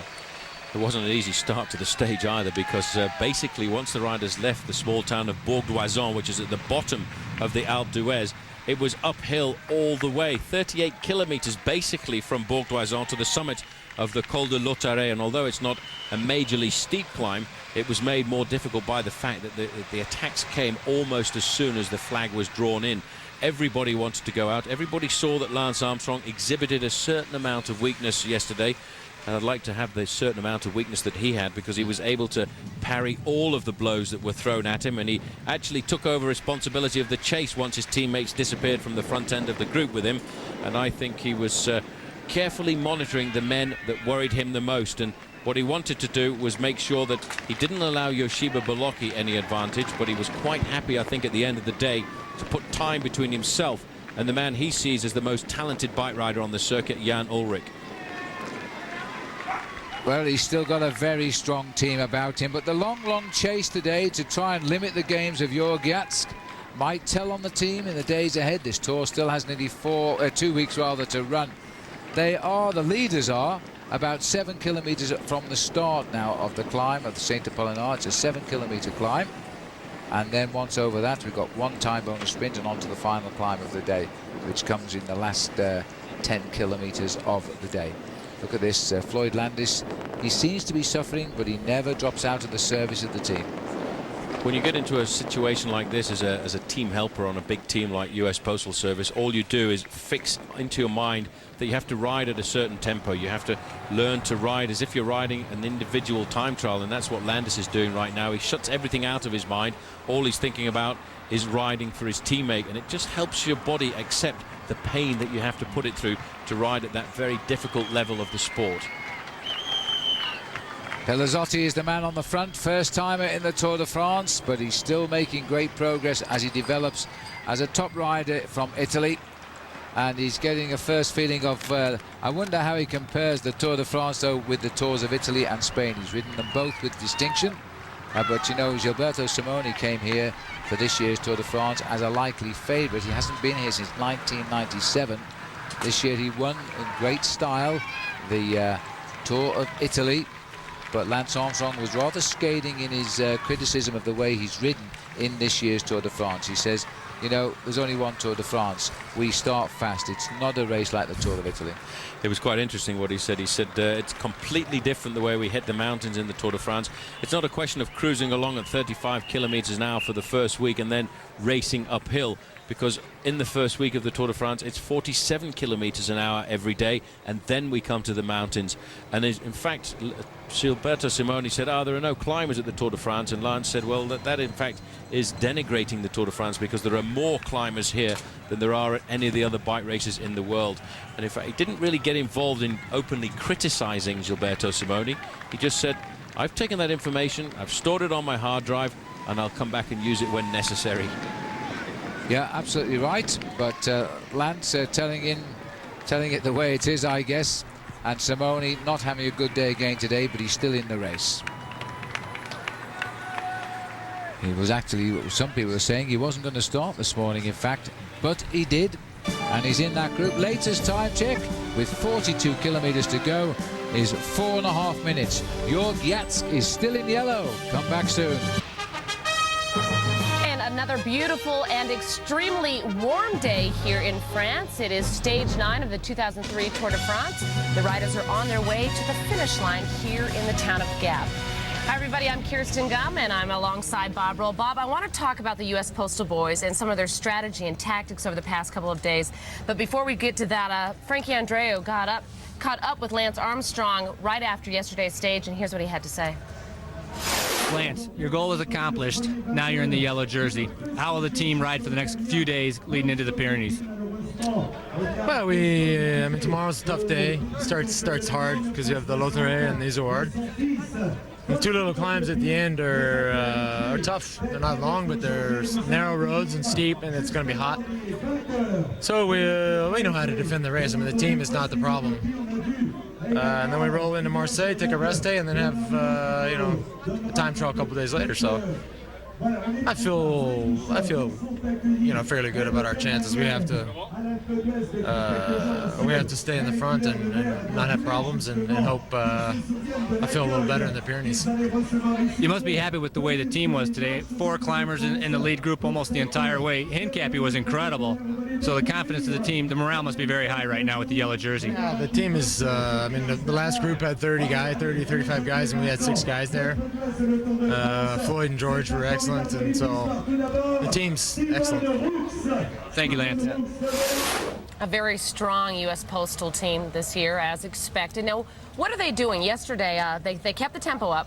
We saw them pretty much pick up the tempo at the very bottom of L'Alpe d'Huez, and then today again, they're at the front of the peloton. Yes, absolutely. I think that they will continue to do that throughout this race. They know what they have to do. There's no ambiguity about it. The question is whether or not Lance Armstrong is using the right tactics, not putting in a huge attack on the slopes of Alpe d'Huez. He's done that time and time again throughout the Tour. The 4 that he's won, he's gone into the mountains with a tremendous amount of confidence and thrown a huge psychological bomb at all of his competitors.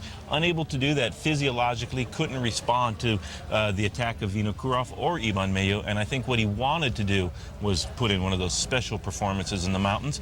But what he wound up doing when he realized he couldn't do that, using very, very solid tactical sense. He knew that he had already gained time on his main rival, Jan Ullrich. Jan Ullrich losing almost a minute and a half on the day. That was an incredible job he did to put him in a lot of difficulty, and stayed right with Yoshiba Boloki. We see a more reasonable Lance Armstrong. If you go back into history, he was a very impetuous athlete. Now you have a complete beast, and the killing has just begun. I think that there's no question that Postal is the best team in the race. Absolutely. Lance alluding to that in the soundbite with Frankie. Yeah. And as far as he's concerned, I think physiologically he'll start to feel better as his rivals get tighter, but he's using a really conservative strategy, and he is right on track to do another Tour de France win. He did a great job yesterday, even if he wanted to do a little bit more. Do you think he's willing to give up the yellow jersey today to Jörg Jaksch? No, I don't think so. The Postal team's so strong. He's so many weapons. Ekimov, all those guys, no problem at all. And we still have, they're just under 40 kilometers to go to the finish line here in Gap. Well, it's time to get back to the action, and Phil and Paul, guys. Yes, thanks very much, Kirsten. I think you're right, Bob. I think the chase back is in progress, steadily but surely. I've got that feeling now that Jörg Jaksch has realised it is not going to work. The latest gap we have is 3 minutes and 41 seconds. So he's now just about 22 seconds in at the yellow jersey. I think they'll wipe that out very shortly. Well, charging along with what is the main peloton here now, and it has come down now to inside 3 minutes 15 we now have, and which means that in fact he is now out of the Maillot Jaune Virtuel. He is now just out to try and get the lead. There's the gap for you, which we just received. And I must say that, Paul, we're looking now at the men really working hard. They've done their job, but how much effort have they made? Lots and lots, and that's what they've got to do every day right now, but they've got to judge it to perfection. That's why they can't panic. When they see the attacks, as Armstrong saw the attacks yesterday on the slopes of the Alpe d'Huez, he's got to think about the fact that this race is not decided on Alpe d'Huez. This race is decided over 3 weeks of racing. You have to dose your effort. And I remember what Barry Hoban, the great British cyclist, said to me when I first rode the Tour de France. In the Tour, he said, every effort you make has to pay. It has to bring something back into it. You cannot waste energy in a race like the Tour de France, because it all adds up at the end of 3 weeks. I would think that's about the best advice you ever got as a pro, wasn't it? Barry was a guy who looked after a lot of bike riders when they came across from England and tried to become professional cyclists. Yeah. And he always gave good advice, and I've always been very grateful to the things that he helped me through. He actually helped me through my first Tour de France. When I raced in 1978, Barry was there, and I was like a raging bull trying to get into all the break. Barry just, Paul, calm down. This race is 3 weeks long. Yeah, indeed. Now that's a very nice piece of artwork. Barry Hoban, by the way, won 8 stages of the Tour de France. And I think one of those was on the 14th of July, Bastille Day, which today is as well. A great day for the French, but on that occasion it was a great day for the British. Indeed. Well, David Miller, the only British rider in the race, has not got into the breakaway today, but he did try. Remember that last Frenchman to win a Tour stage on Bastille Day was Laurent Jalabert in 2001. He did it before in a place called Monde, I think it was, Monde, and that was on top of an aeroplane runway, wasn't it? It certainly was, but what a breakaway that day. That was the stage to Monde, I think it was 1995. Yeah. The breakaway was 195 kilometres, and it reminds me, there's a guy in the breakaway with him on that occasion, a teammate by the name of Neil Stevens, and I interviewed Neil Stevens after the finish, and I said, Neil, how is it that you're always in the breakaway? You do all the work for men like Laurent Jalabert, and you don't get any of the glory. He says, mate, it's as clear as mud. And I walked away and I tried to think how clear mud was. Oh dear me, I'll never finish this commentary today. I can feel that as we watch the riders now on the way to the finish in Gap. Well, sigh of relief, I would think, all round in the US Postal camp. Armstrong will say, right guys, we've done the job. The lead at 2:52. He was 3:19 behind overnight. Lance is back in yellow at the moment. We'll take a break. Welcome back to live coverage of the Tour de France. We are on the climb of the Côte de Saint-Apollinaire, and there is a big attack splitting the breakaway here. It's being spearheaded, not surprisingly, by Jörg Jatsk with the most to gain. He has put Danilo De Luca in trouble. And earlier also Aitor Garmendia, the man who broke away. He's gone off the back too, paying dearly for his lone breakaway. Ivan Kara of Kelme is hanging on in there. Angel Casero is trying to get on terms as they now try to latch on to the back wheel of the man in pink. Now, Jörg Jatsk at one stage was way ahead in the yellow jersey competition today, but the Armstrong bunch has dragged him back to around 2 minutes and 17 seconds, so he's out of yellow again, but now he wants to at least get a stage win out of what has been an awful long effort here on today's stage of the Tour de France. We're leaving the Alps, remember. He's looking over to assess what damage he's done. He's got rid of 4 of the riders. He's broken De Luca, Garmendia, Lopez and Pelazzotti. This is the peloton at the back. Ribiera setting the pace here at the head of the field. So as we watch another little counter-attack going clear. Now David Miller, the British rider, is trying to move clear and snatch the stage win, as he now is a long way down at the moment, just over 2 minutes behind the fractured group. He's chosen this little springboard of Saint Apollinaire to have a go. So it's been a tough day, really a tough day for US Postal today. They've had to work very, very hard here, leaving the Alps to control Jörg Jatsk. So as we look here, an attack by David Miller. At the start this morning, Frankie Andrea was talking with the US Postal Service team manager, the brain behind the team, Johan Brunel. Yeah, well, we always have to start the stage with the knowledge that there will be a lot of attacks.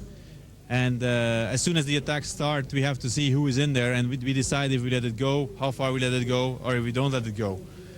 I don't expect a lot of movement between the favorites. I think it's a good day for attacks of riders who lost 15-20 minutes, which is logical after the 2 first mountain stages. On the other hand, I think a lot of people are really tired. We have had a lot of long stages, a lot of heat, 2 hard mountain stages after each other. So some people maybe want to attack, but maybe the legs don't respond. So I hope we can have a quiet day. Well, even the great Johan Brunel didn't get it quite right today. He hasn't had a quiet day. Lance Armstrong and the boys have been under pressure. The team, though, have a lot of men still in high places in this race. Armstrong is the man they race for. Everybody else is there for a reason. It's to get Armstrong to Paris in the leader's yellow jersey. Their actual positions don't really count. But there we are. Lance Armstrong, the leader, 158 is the place of his second man, Roberto Heras. Rejoin the action now. We're on the slopes of the Saint Apollinaire. This is looking, Paul, as though this 3-man breakaway now will probably say goodbye to De Luca, Garmendia, Lopez Munyen and Pelazzotti. David Miller on his way up the climb now, and he's putting in a very brave solo bid here. He's a class bike rider, David Miller. He's got great form. He suffered over the 2 days in the mountains. He, in fact, said he had glucose exhaustion at the summit of the Col de la Ramaz. Used all of his daredevil descending ability to reintegrate the peloton on the descent. And then after that, he had a problem yesterday on the big mountain, the Col du Galibier, but still managed to come back on the descent. Right now, we are on the last day in the Alps, and he's taking advantage of this very big attack because it's been a hard day in the Alps today, Phil. Started off with a 38-kilometer climb right at the very beginning to the summit of the Col de Lautaret. After that, a massive ascent of the Col d'Izoard.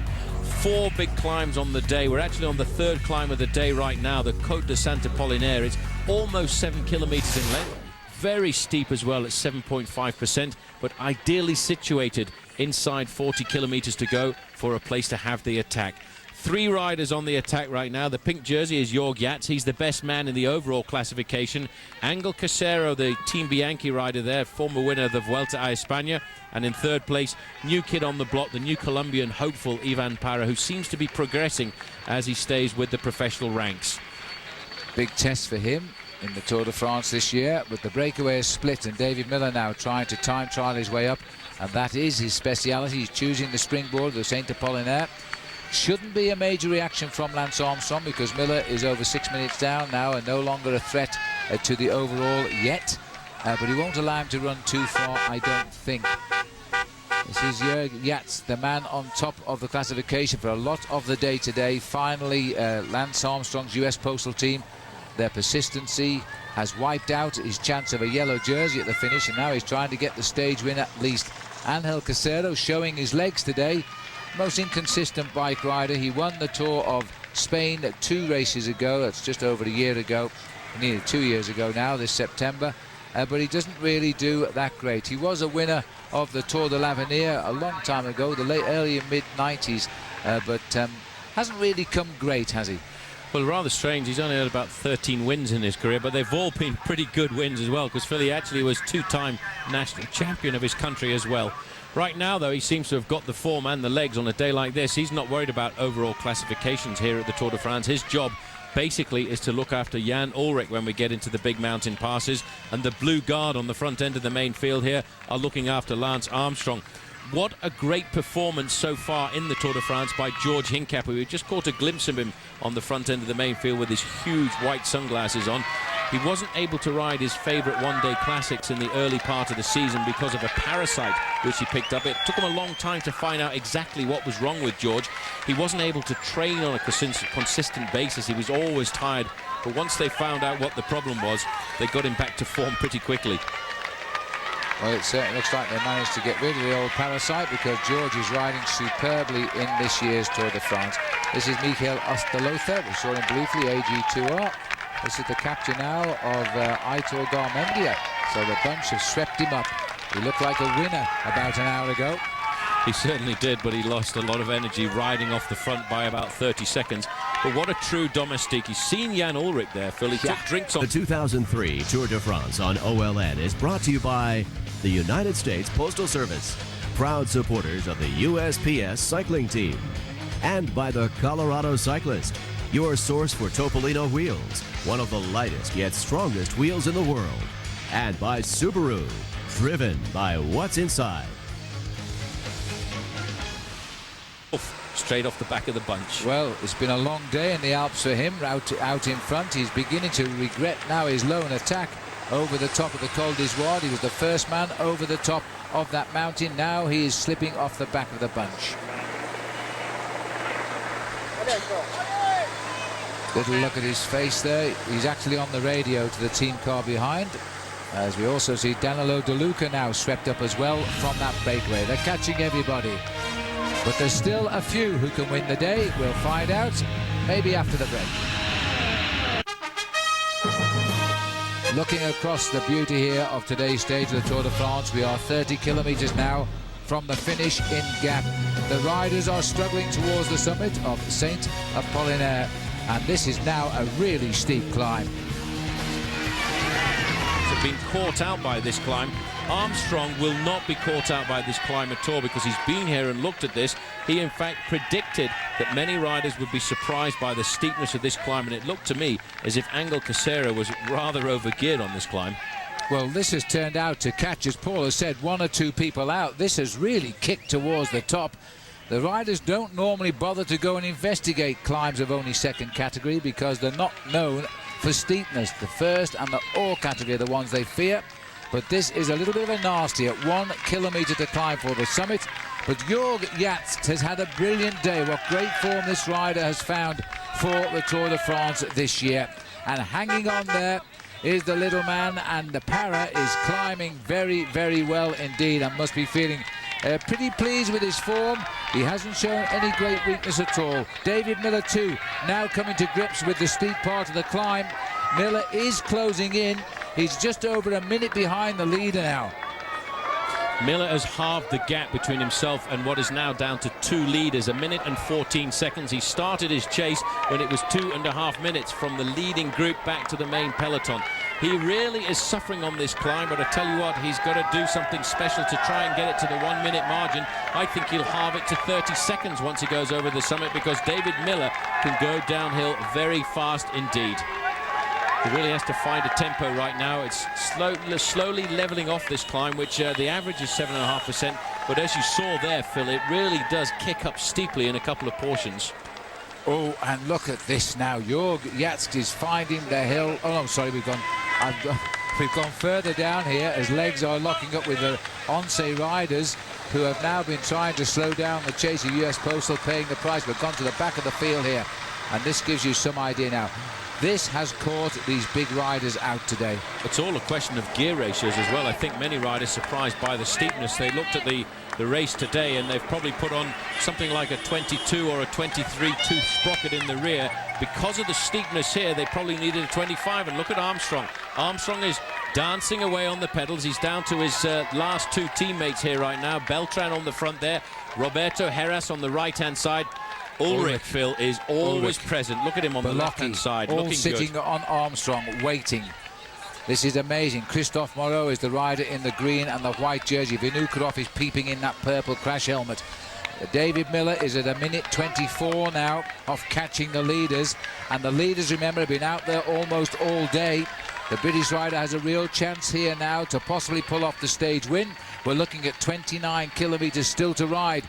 This isn't the last climb of the day, but it's beginning to look, Paul, as though it's doing more damage than the giant Col d'Ivoire. But the incredible thing about Armstrong, there's a problem there. That looks like Balocchi's gone. Balocchi's gone. He's waited. He said he would hit Armstrong every chance he got. He is gone. Well, it's a steep climb, a tough climb. These are the two leaders right now. I wish we could stay with the main field. Here we are. And Armstrong has responded. There's straight no away, weakness right there. Saw him coming and has taken him. He's blown his teammates away. It's one-on-one. You've got to salute Joshua Balocchi. Ulrich could not do that. Ulrich has seen the move go. He's second in line on the right. He's trying to move round and react, but indeed, that is a great attack. They're doing what they say every day they will do. They are hitting Lance Armstrong.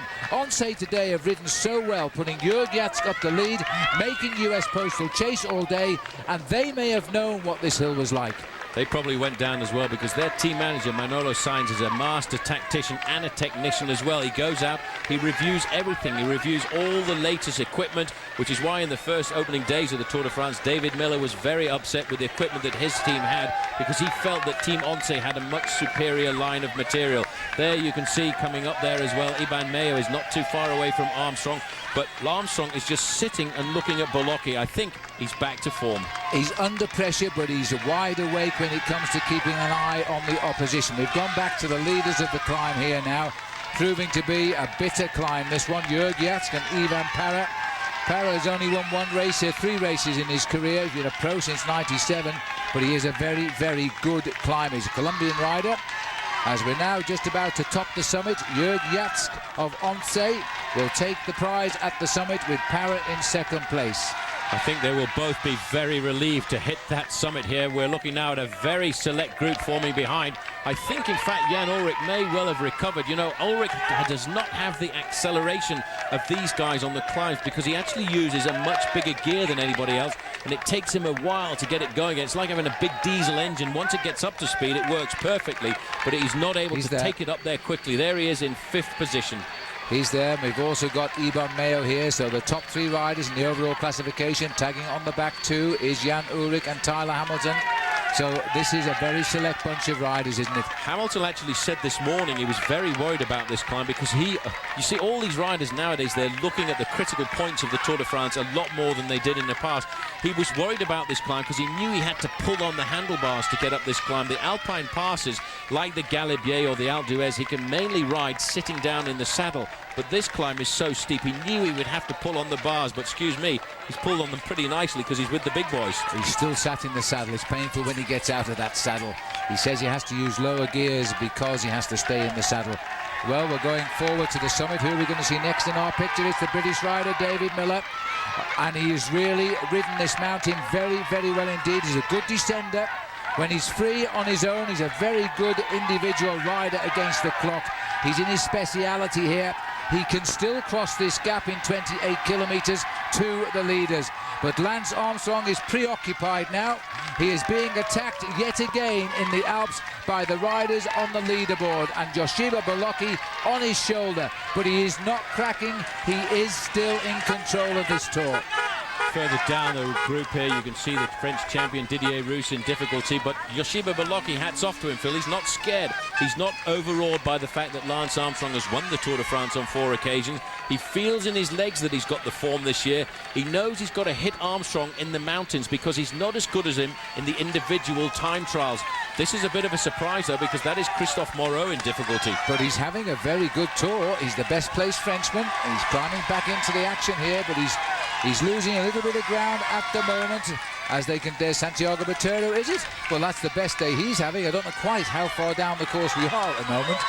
Bit of a surprise to see Botero recovering like that, and it's also a surprise to see Christophe Moreau in the group of Botero, who really is not in the great form that we expected. In that group as well was Jose Acevedo, the Once rider.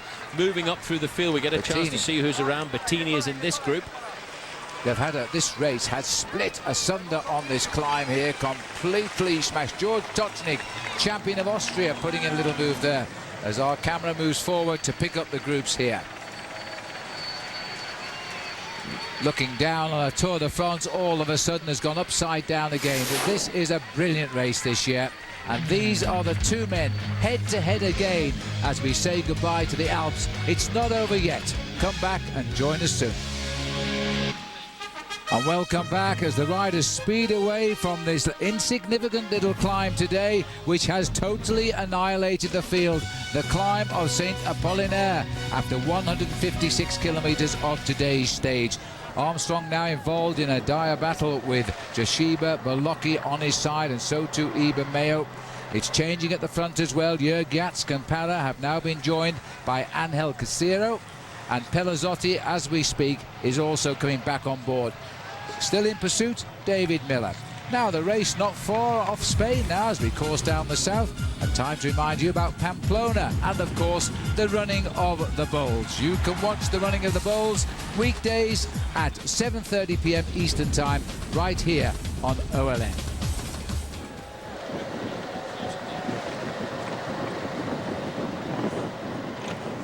The yellow jersey of Armstrong, it seems to be a little bit of common sense come back now. The attack was well delivered there by Bolocki, but Armstrong had the measure of it. So they've gone back into what is left of the big peloton. I suspect over the next 20 kilometers, the riders will steadily come back into the comfort, or the comparative comfort, of the main field. And here they are, one by one, moving back in. Well, the group's starting to swell in numbers as we start this long descent. We've just gone inside of 25 kilometers to go, and a lot of riders put into pressure because of that rather difficult climb, and Armstrong really needs to have his teammates recover as well and get to the front, because he's pretty isolated there with only Roberto Heras. But I think I just caught a glimpse of Rubiera coming into the group, so the first thing he will do is ride straight past all of these riders, go to the front end of this group, Phil. Start work. Start setting the tempo it's amazing, again. Isn't it? There he goes, Paul, as you speak. Speeding up on the outside there. You can just see him there halfway down the main field. Postal are an unbelievable team, but they are completely dedicated to their leader, Lance Armstrong. Just look at that rider in the blue jersey at the front in 5th position now, riding up alongside. He'll probably tap Armstrong on the shorts as he gets up here and say, well, Lance, I'm back. I've had a hard time, but I'm still here. Lance will probably say, where have you been? I don't think so. He has complete and utter respect for his teammate. Yesterday, he just could say no, not enough good things about his team. We're into town. Going through the sprint there, it looked like Casero was across the line in first place. Yeah, Casero, Yaxis is George, and the race goes on. We're 20 kilometers from the finish now. This is the 164 kilometer point. Again, the sprint's not meaning a lot, but they get a little bit of money for it. Of course, we all base it in euros in Europe these days, which is pretty much in a par with the US dollar as well. As they continue on, these four riders all together, they've struggled. Pelazzotti particularly and Casero have yo-yoed on and off when the going gets hard, but they're going into gap once they're over the next climb, the third category climb, as we go under 20 to go. It is a different sprint, and if they can hang on to their position, and they may lose time, of course, on the third cat, but if they keep coming back, they still have a chance of winning at this stage. Now, somewhere behind, and here he is, David Miller is closing the gap, but it's a tough fight now. He has got to settle in now because four men are fresh-legged up front, comparatively so. Miller's been out for quite a while. He's 6 minutes and 4 seconds behind Lance Armstrong, the overall leader. Well, in fact, I just did a quick unofficial time check. Yep. He's only 28 seconds behind the four leaders. Once those two riders came from the back there and started to reintegrate the leading group of four, they swept across the road and it became a cycle. And look at this, the pressure has come off in the front group right now. Jörg Jatsk has come up alongside his team car. He's having a quick chat there. Miller will be back on, I would predict, Phil, in around 3 or 4 kilometers. Well, these four now more concerned with final fluid for the long run in. They've been a terrific breakaway when you think about it. There were 16 of them at the start. Now these have whittled down, and Casero and Pelazzotti in particular shown terrific tenaciousness. They fought back as soon as the road has gone downhill again, and I think Pelazzotti could win this stage like this, but Miller is the man. He is closing fast now, and if he can get them on the climb, he will have the fresh legs, I think. Well, he'll have the fresh legs because he's been sitting in the main peloton for the majority of the day, while these riders attacked on the very first climb of the day.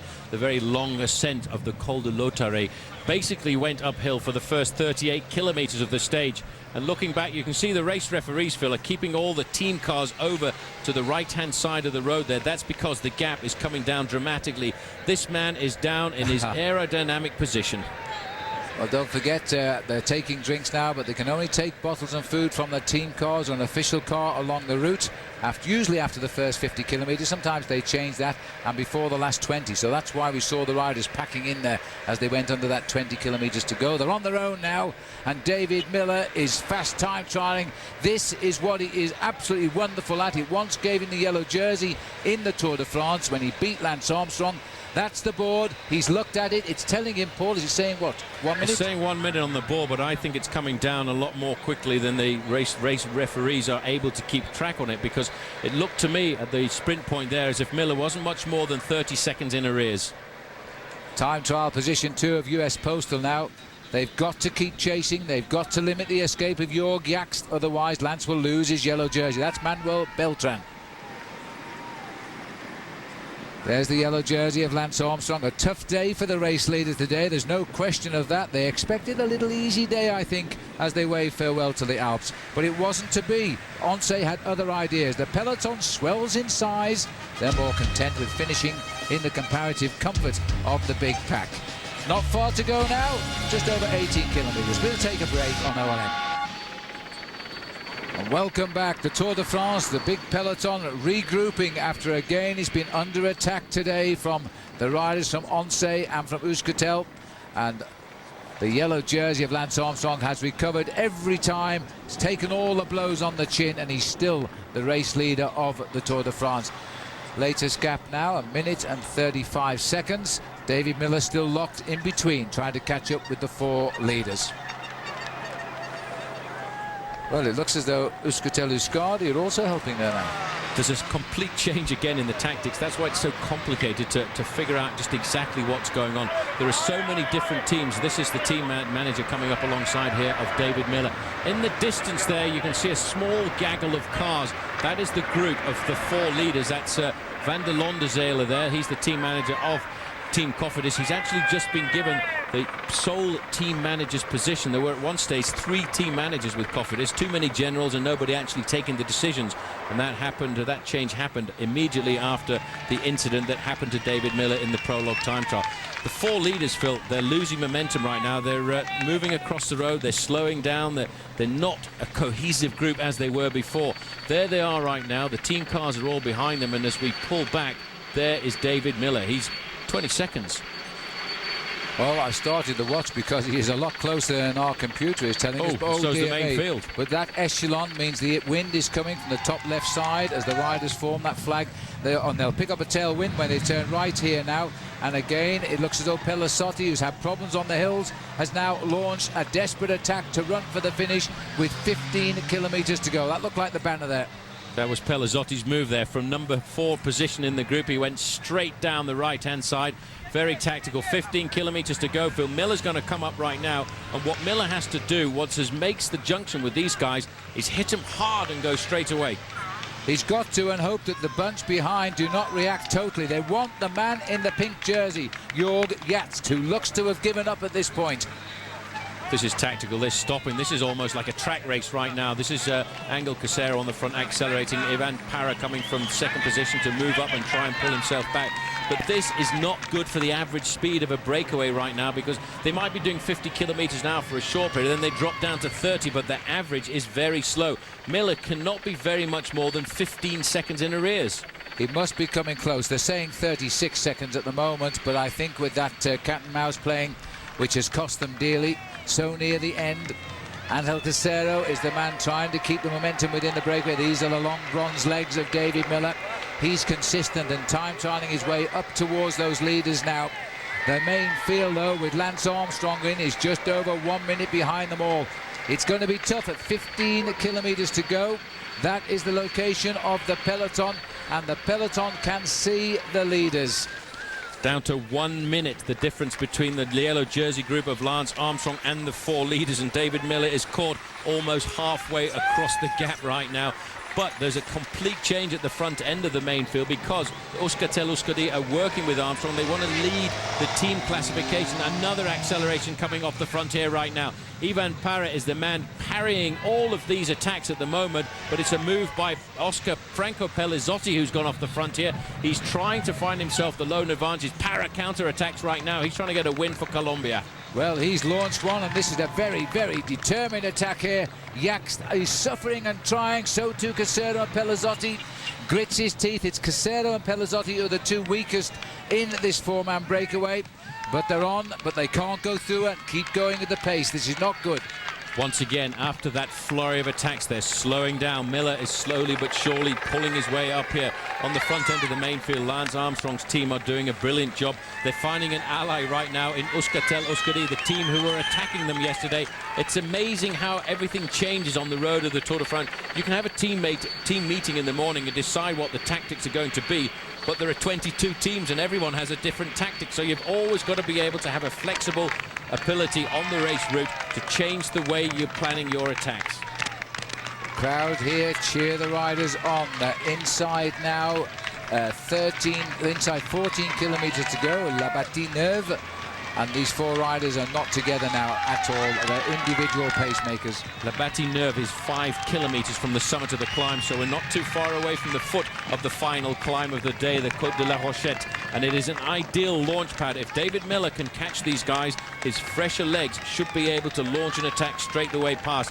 And I got a funny feeling this morning at breakfast you were putting down a certain David Miller to win the stage. Well, I have a feeling about him today because it's a perfect stage for David. He's lost a little bit of time. He's run stages like this before. He's got to get on, of course, and go straight by on this climb, which is just ahead of them. But it is perfect. Here he comes into the same town, La Bâtie-Neuve. They've just gone around that corner. Miller's got a much quicker, steady tempo going here. Straight round that corner, pedaling all the way through and using the shortest route through the roads. And there's the board for him again. He won't like the news that the peloton is not far behind, but he'll be thinking if he can catch them and leave them, the peloton are looking to pick up Jörg Jatzke. If they catch him, they might think that's it for the day. Ooh, he's hovering, 32. Oh, here's an attack by Para. Para goes before the climb even starts. In fact, Casero swinging off almost knocked him off. Now, nobody has reacted to that attack. Oh, that's a hard attack, and you know, there's been so many attacks so far and so many reactions. It's a psychological moment like this. Casero said, well, I've gone so many times, it's up to someone else right now. And this man from Colombia has opened up a pretty sensible advantage. Around about 10 seconds very quickly indeed. Miller is 32 seconds in arrears, but that, Phil, really hit them hard, and Casero almost took him into the ditch. He was moving over to let somebody else come through. Well, he did, but on the other side. Now, that's a great attack by the Colombian rider. The Colombians don't have many riders in the Tour, but by goodness me, we know all about them this year. We certainly do. We've seen a lot coming from the Colombian riders. A Colombian rider world champion at the individual time trial, Santiago Botero. A Colombian rider leading the Tour de France for the first time this year in Victor Hugo Peña. One of the greatest Colombians at the finish of the race yesterday, Lucho Herrera, was there with all of the previous Alpe d'Huez winners. And maybe this young man today wants to put his name into the history books as well. Wow, where is David Miller on this climb here? Because this is his big effort now. Being from Colombia, he's a climber, not a sprinter. And he's had to use the last uphill slope of the Alps to try and slip away and head up to the finish. He's got about 12 kilometers to go. He's got 3.5 kilometers to climb to the top. This is not a major climb, but the cars are being moved away here. And that means that the field and David Miller just ahead of them are coming up very, very quickly. And there goes Jörg Jatzke. He knows that the field is closing in. This is his last desperate effort now to survive a long, hot day in the lead. Put it into cycling terms, Phil, these guys are all absolutely nailed right now. They are digging so deep to try and get themselves out into the victory position. But, you know, it's been a tough day in the saddle for everybody. It's been a long, hard day of mountains in the early part of the course. 38 kilometers, the first climb of the day over the Col de Lautaret. Then follow that up with the Col d'Izoard. And, you know, when you get down to the finish, they've still thrown a couple more climbs into the face of the riders. We're inside of 2.5 kilometers to go to the summit of the final climb, the Côte de la Rochette. It's a tough climb as well, Phil, and is ideally situated around about 8 kilometers to go to the finish line. It is going to be incredibly hard to hold off the field now, because they really have got their confidence boosted by the sight of the riders on this last climb of the day. It's been a long, hard day for US Postal. They've used a lot of energy. Back with David Miller. He is inching closer and closer, but it doesn't matter. David Miller is caught by the peloton, and they glance across at him. He just checks out how many riders have picked him up, but he made a great effort there. And he tried. It was a stage that he picked out. He'd marked it in his race Bible, Phil, that he wanted to go out and get this one, but he wasn't able to survive. He will go down into the books as having gone out on the attack, as Ivan Para is still leading this bike race, but only by about 15 seconds from Jörg Yats, who's in second place on the road. David Miller back in the fold, but, you know, the time gap back to the yellow jersey group of Lance Armstrong is not much more than 40 seconds. David Echevarria, another Basque rider on the attack. They're having a wonderful tour now. Euskaltel Euskadi, these were the underdogs when they arrived. Now they've been treated to so much success, they're going to try anything. And David Echevarria is a previous stage winner on uphill finish in the Tour de France. Ooh, I think his legs just cracked though, Paul. It has got all of a sudden very, very hard. Ouch, that hurts. They are, after all, Phil, leading the team classification by and a team none other by the name of US Postal Service. They are 2.5 minutes ahead of Lance Armstrong's team in the overall classification. Echevarria looking over his shoulder. That's a bad sign. He's anger and pain all over his face right now, but they're going to pull him back before we get to the summit. The race situation at the moment is Ivan Para in the lead, still being chased by Jörg Yats, and still holding on in the middle, Casero and Pellizotti, but this man Echevarria will not give up. You don't win stages without huge efforts in the Tour de France. He won 2 in 1999 at Saint-Flour and Pau, but he hasn't won a stage since. This is the man leading the way at the moment. Ivan Para, famous name in the Tour de France. Fabio Para was a great rider in this race about 15-20 years ago. David Miller now paying his price. He's losing contact with the peloton. You have to make the effort, and if it doesn't work, you have to give it everything at that moment, and Miller did that. He was almost across to the leaders, which you have to say is pretty impressive when you think that those guys have led the race for around about 120 kilometers. Para, though, I don't know where he's getting this energy from. He really is doing a superb job. Echevarria has just been caught by the leading group of Armstrong. But this, on a day when most people thought would be a big... Vinokurov is now going to have a go as well. They will not give US Postal an easy ride. They anticipated a normal, traditional day in the Tour de France, an attack from a lowly placed riders to run away with the stage, and they all cruise to the finish. That is not what has happened. The US Postal have been hit by everybody today. We are not going to have a normal Tour de France this year. There is Angel Casero just being caught. He'll very rapidly be back in the main field. Vinokurov now is thinking about a stage victory. Vinokurov is well up in the overall classification. Fourth overall, 77 seconds behind. There's a chance. Here we are. Jörg Yats, the man of the day, should get the prize of most combative rider as he comes up again to Para towards the top of this climb. Well, if this was soccer, he'd get the man of the match. That's for absolute certain. He's been on the attack, he's been on the offensive, and he's also been in the position. Intensive as well, I think. And he's also been in the yellow jersey out on the open road, and he now has pulled himself back up to Ivan Para. If these guys can survive to the top of the climb, they may well have a chance. This is a surprise. David Rebellin going off the back. Also, I think that's the first time we've mentioned his name since the race began too. He's dropping off the back into the convoy of cars. Got a little bit too hot for him on the climb. David Miller's amongst these cars now somewhere as well. Once over the top, we're inside, 10 kilometers to go now. This is the carnage at the back of the race now as riders have been hit by the fast pacemaking US Postal. This has been a hot, hot day. Massimiliano Lelli, one of David Miller's teammates, going backwards. Look at this. Vinokurov, he's caught the two leaders here. Unbelievable. He's made the gap. The gap cannot be very much more than 20 seconds between the two leaders right now and the main field. Alexander Vinokurov, fourth in the overall classification at the start of the day, a minute 17 down, and they've got to dig deep to stay with him. Phil, he's got a brilliant gap. You can't see the main field yet. Well, this is amazing because, you know, there is a chance with 9 kilometers to go that the yellow jersey could still change hands. Unbelievable. This is going to be a magical Tour de France. We've still got a lot of racing to go. We've only just about covered half distance in the Tour de France right now. Paris paid for his price. He had to give everything on his attempt to get off the front of the main field, and now he'll get picked up by the yellow jersey group of Armstrong. Vinokurov riding the time trial of his life right now, a minute 17 behind in the overall classification. It is possible this man could be the new yellow jersey at the end of the day. Armstrong's team, though, Phil, they're not panicking. They're allowing these attacks to go up the front, and they're slowly but surely just bringing them back. Well, I don't think they're allowing them to go off the front, Paul, but they are bringing them back. I'll give you that half of the question. But look at them now. They are now stripping their riders off the front too. There's only one left here, and it's Roberto Heras alongside Lance Armstrong. And Yoshiba Bolocki is sitting there poised and waiting. He's going to hit again if he gets half a chance towards the top.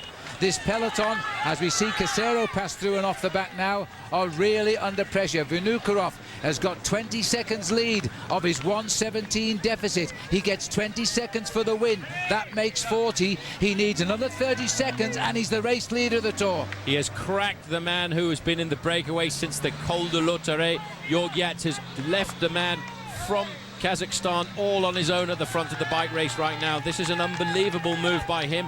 He actually, Phil, needs to finish a minute in front if he wants to get the yellow jersey at the end of the day. He's 20 seconds in front right now, but I tell you what, the yellow jersey group of Lance Armstrong will slowly turn up the gas. This is Para. He's about to get caught. So Para is now wiped out by the Maillot Jaune group of Lance Armstrong, the group that patrols the mountains of the Alps and just chops them down one by one. But this man has decided now was the time to go. A long third category climb. That's not a steep climb by the categorization of the cols of the Alps, but this is proving to be, after a long hot day, not just a day in the sun, but the whole 10 days of the Tour. And Vinokurov now is moving clear of the field. Gilberto Simoni, the winner of the Tour of Italy this year, said that the first day of the Alps in the mountains was going to be the toughest. I tell you what, he might think it's this one after the stage, because this is unbelievable. Armstrong goes now. This man has got to take up the leadership of his team and the race now, because he's got no teammates left and he still has a dangerous rival on the attack. He is rising to the occasion, the great cyclist he is. Just look who's on his wheel, though. Yoshiba Bolocki, Jan Ullrich, Ivan Basso, and the man who won the stage yesterday, Iban Mayo. When it comes down to it, Armstrong has still got it. He knows how to control his challenges. But he has been put under pressure like he's never known in a Tour de France. They are hitting him at every opportunity. We've never seen a Tour when the leader's been hit so much. They're the hero of the day, Jörg Yats. Couldn't believe it when the Maillot Jaune of the Tour went past him. Surely he can't hold on to this group now. His team captain, but Yoshiba Bolocki, sits on the wheel now of Lance Armstrong. Armstrong is still concerned as the Star-Spangled Banner flies on the left now. It's Vinokurov of Kazakhstan who races to the summit in pursuit, the yellow jersey of the Tour. He's in complete control here right now, Phil. He's used his teammates to perfection, as he always does. Vinokurov going over the summit there in first position. The only man left to chase him down right now is Lance Armstrong. The clock has started. Vinokurov was fourth at the start of the day, a minute 17 behind in the overall classification, but Mr. Armstrong himself has taken up the pace, making 15 seconds. He'll take a daredevil descent right now and try and pull him back into the fold. 15 small seconds. Armstrong is behind Vinokurov and trying to bring this race back together. Unbelievable. As we watch now, Alexander Vinokurov, 15 seconds ahead, 20 if he wins the stage. It is going to be very close. This has been a superb day in the Tour de France, and don't miss the big finish. We'll take another break on OLN.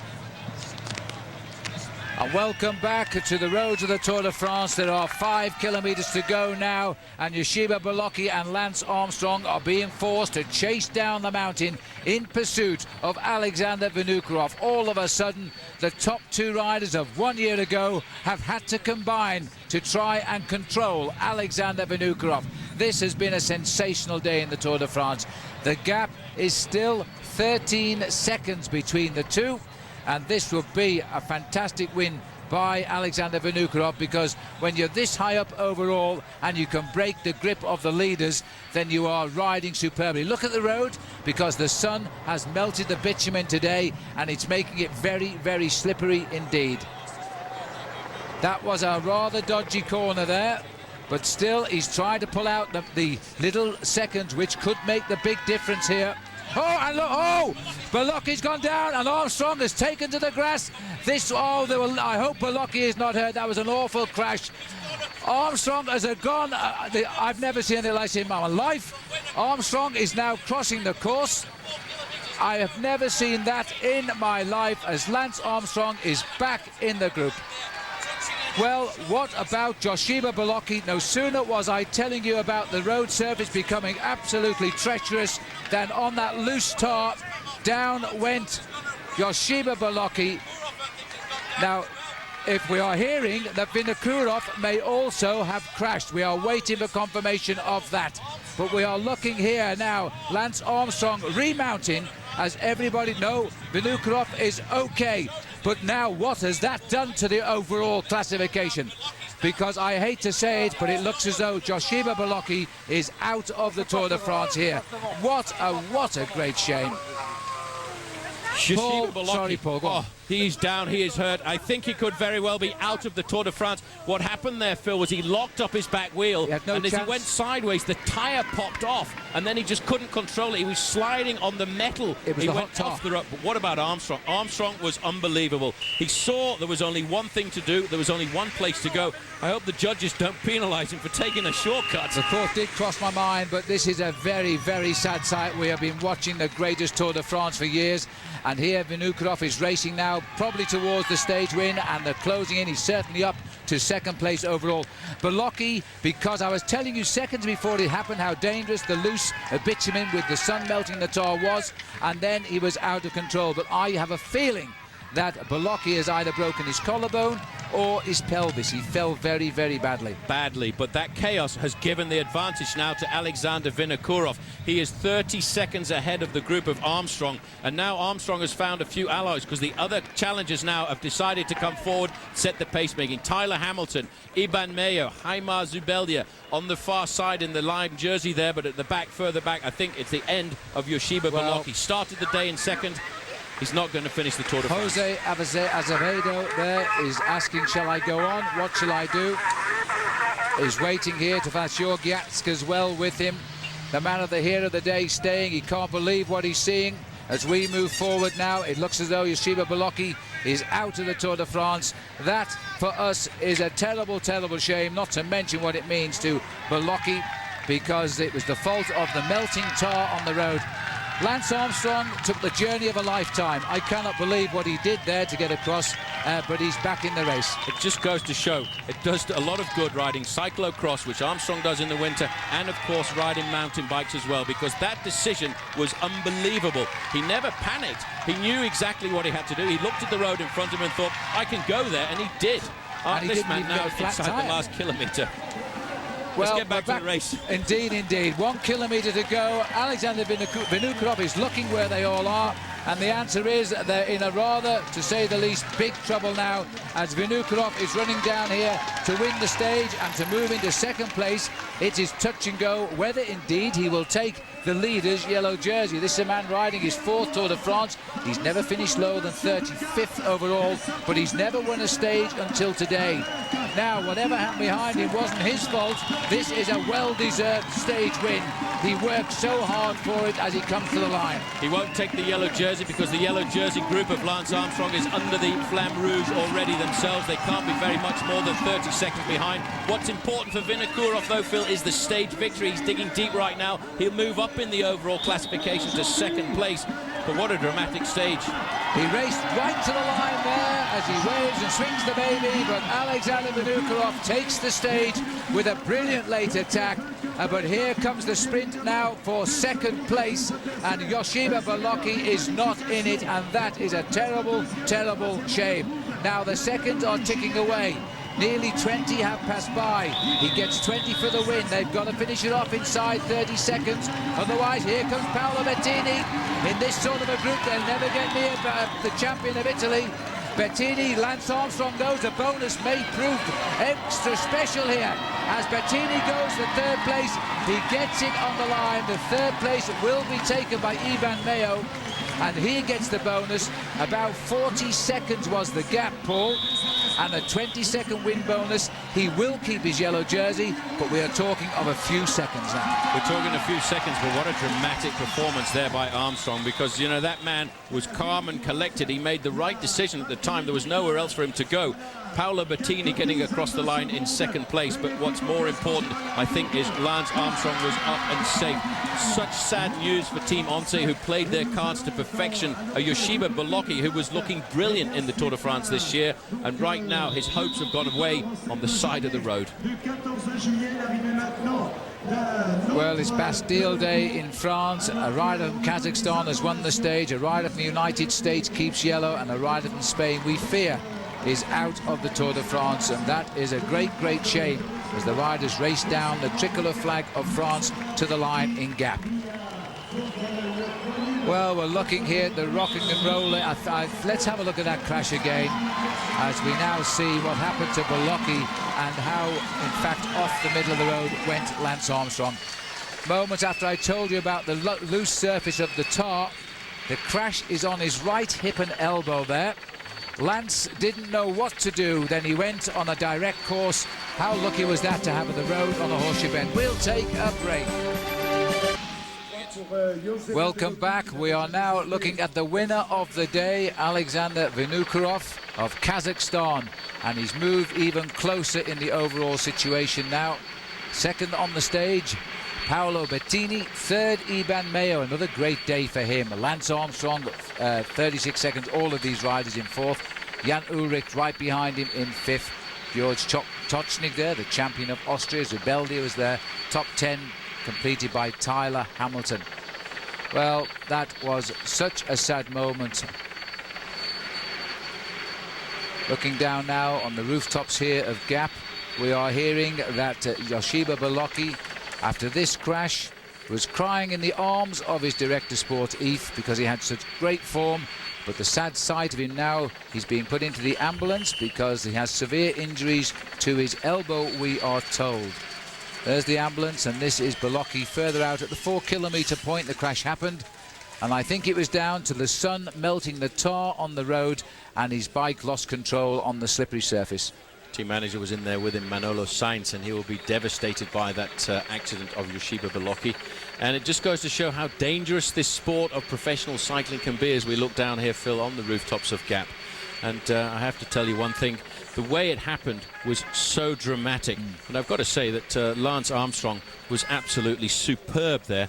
We, in fact, can see the ambulance moving away. And what a sad way to end a Tour de France for Yoshiba Bolocki. And I think that was lost one of the major contenders that Lance Armstrong had, because that man was using every possible occasion to go out and attack Lance Armstrong. He looked so good this year, and I think in the Pyrenees he would have been a serious threat.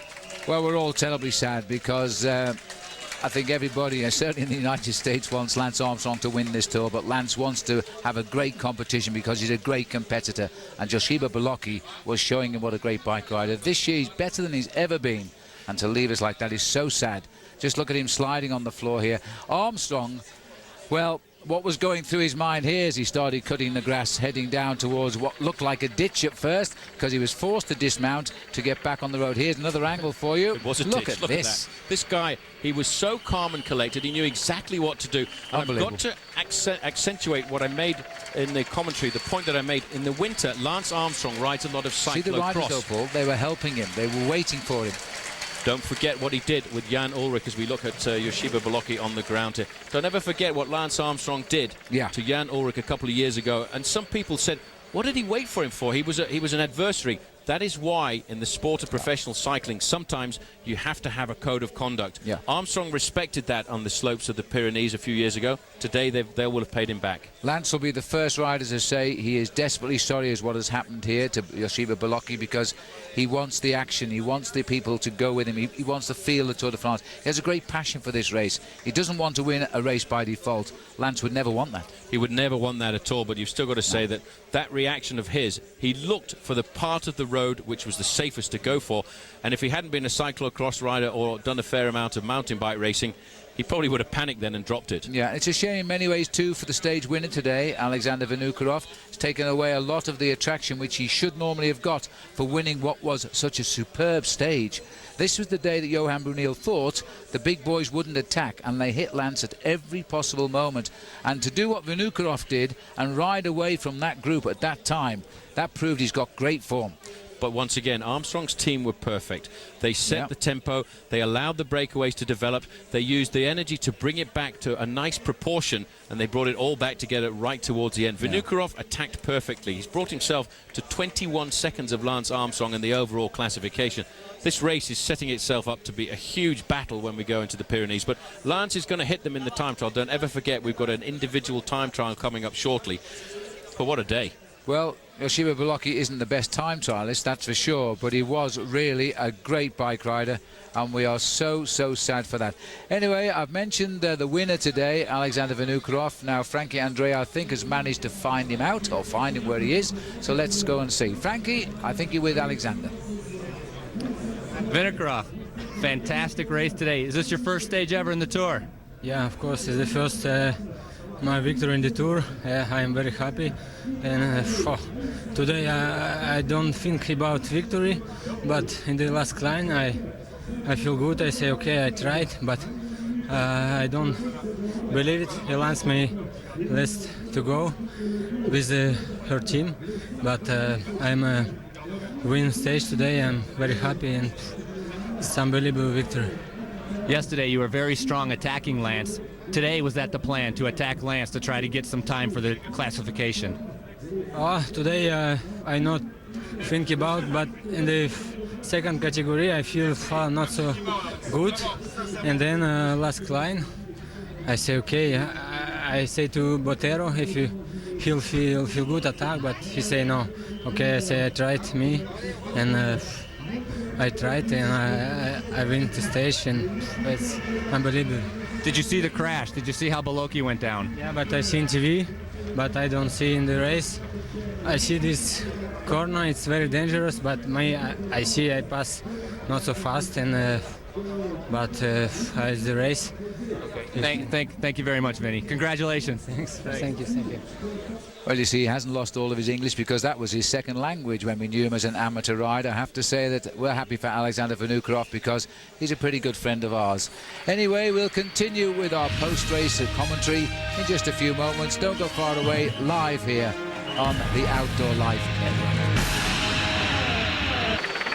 And welcome back. We're looking now here on the Outdoor Life Network, the overall classification after the end of the Alps. Lance Armstrong, 21 seconds only now in front of a new name, Alexander Vinokurov. If you've only just joined us, you've missed the crash of a lifetime. And sadly to say, Yoshiba Bolocki is out of the Tour de France.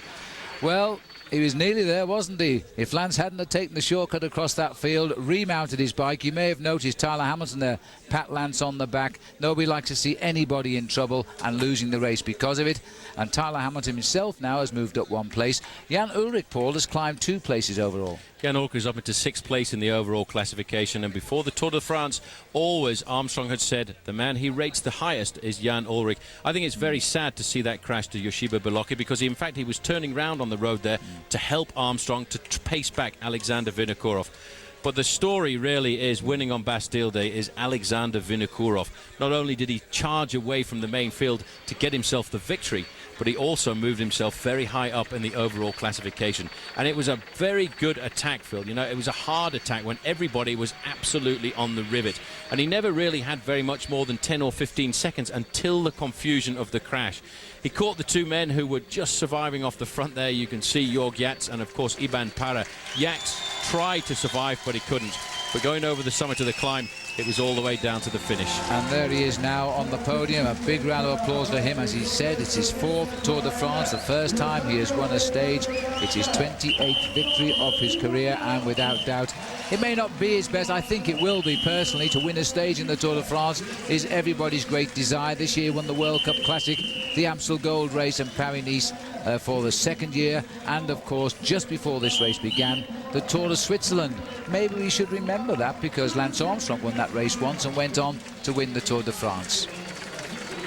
Well, it was a brilliant attack, Phil, I have to say. As he went over the summit of that climb, he had a brief advantage. It was 15 seconds at that point, and still he had around about 7 kilometers to go down to the finish. But because of the confusion of the crash behind, he was able to stretch that advantage to around about 30 seconds. But it was a brilliantly timed victory. It's a big day to win, and he will be very happy winning on Bastille there, because his second home is actually France. He spent a lot of time living in Saint-Etienne in the early part of his career, and he actually rode initially for the French amateur club that is based in that area. But he never saw the crash, of course. He was too far ahead, and this man got the best view of all, unfortunately. He went cross-country to stay in the Maillot Jaune.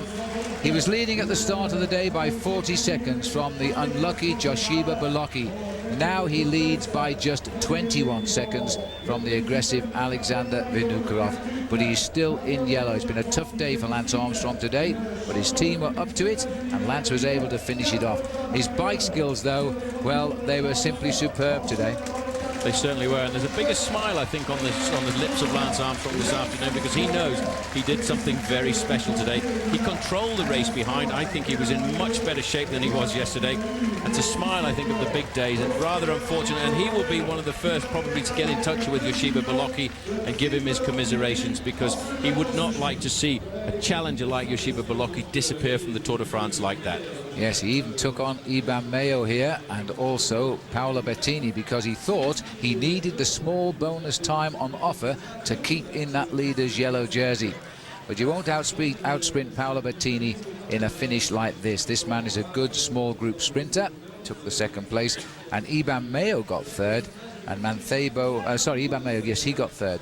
As we look down, there is the situation of Armstrong going cross-country, having to dismount when he saw how deep that ditch was, jumped it just like a great heptathlete, back on his bike, watched for the handshake, or the shot, there it is, as it came there from, I think it was Hamilton, to say, come on Lance, get back in the race.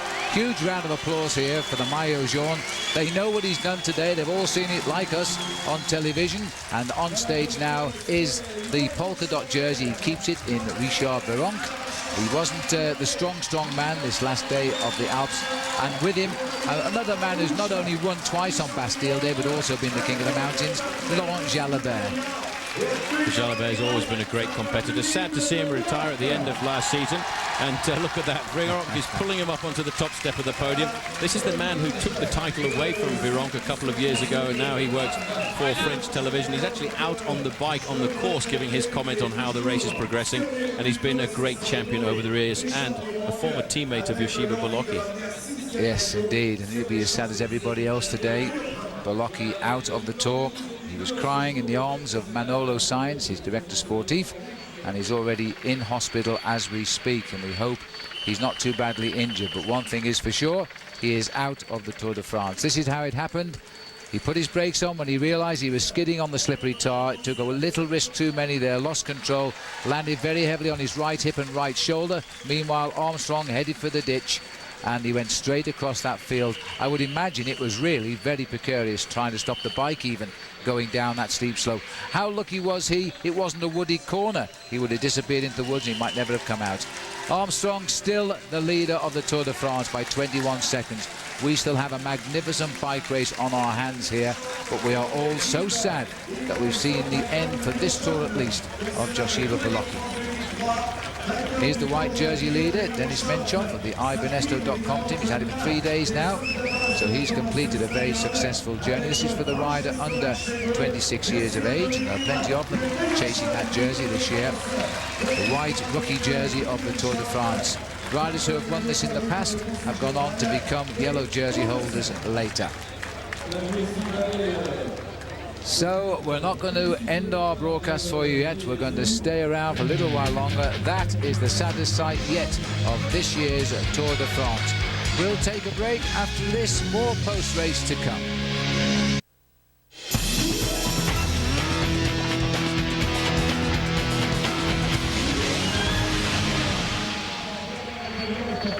Welcome back. This is Gap, the exit of the Alps this year, and we leave it in very sad mode in many ways because Joshiba Bolocki at the 4-kilometre banner just before didn't make a bend, is out of the Tour de France with a damaged elbow and hip, and he left in tears, and we're not surprised. He spent the day attacking Lance Armstrong. Lance Armstrong spent the day defending. It was a marvellous stage of the Tour de France, a very sad end, and tomorrow, of course, the riders will go on now without Joshiba Bolocki, and it'll be Alexander Vinokourov who rides in second place. The winner today, let's have a look at the map. We're right down the bottom right-hand corner now. We head to Marseille, another one of those cities on the very original route back in 1903.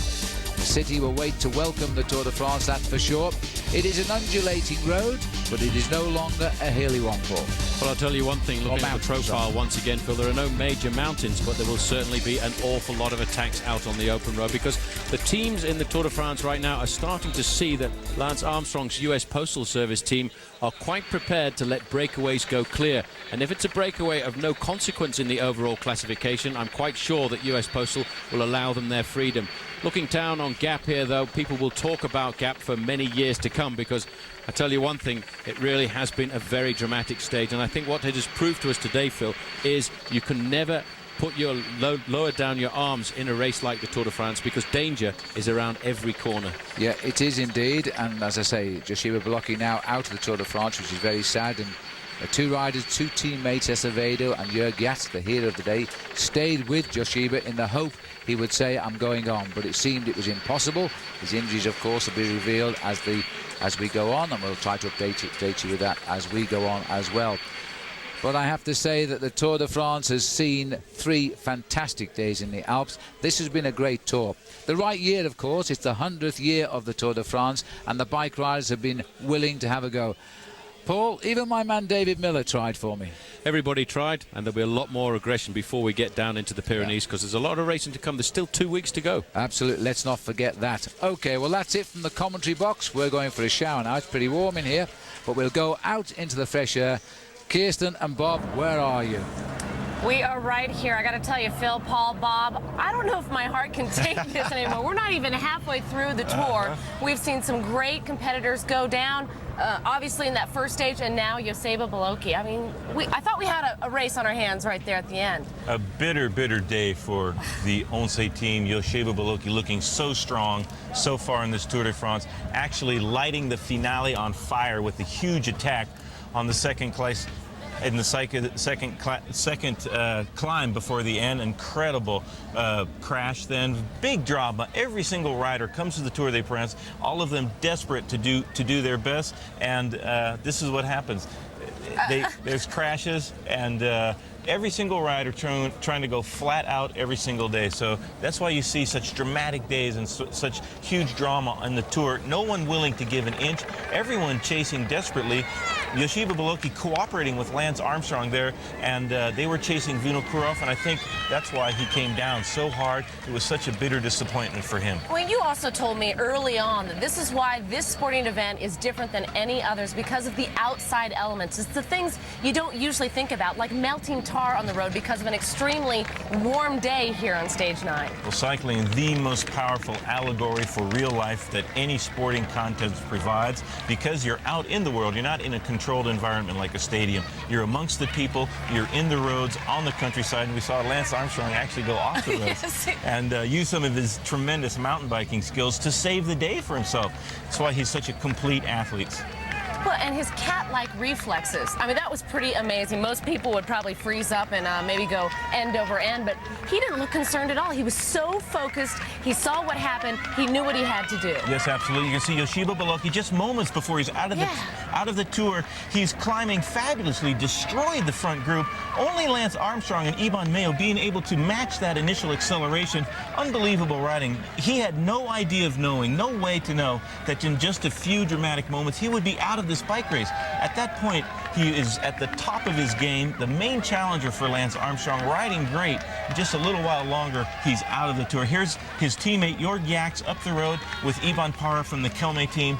Very exciting. They were caught like a freight train coming up the mountain, like the TGV that screams across France, led by Yoshiba Boloki, as they chase the fourth man on GC, Alexander Vinokourov, who's now become a big threat to the overall.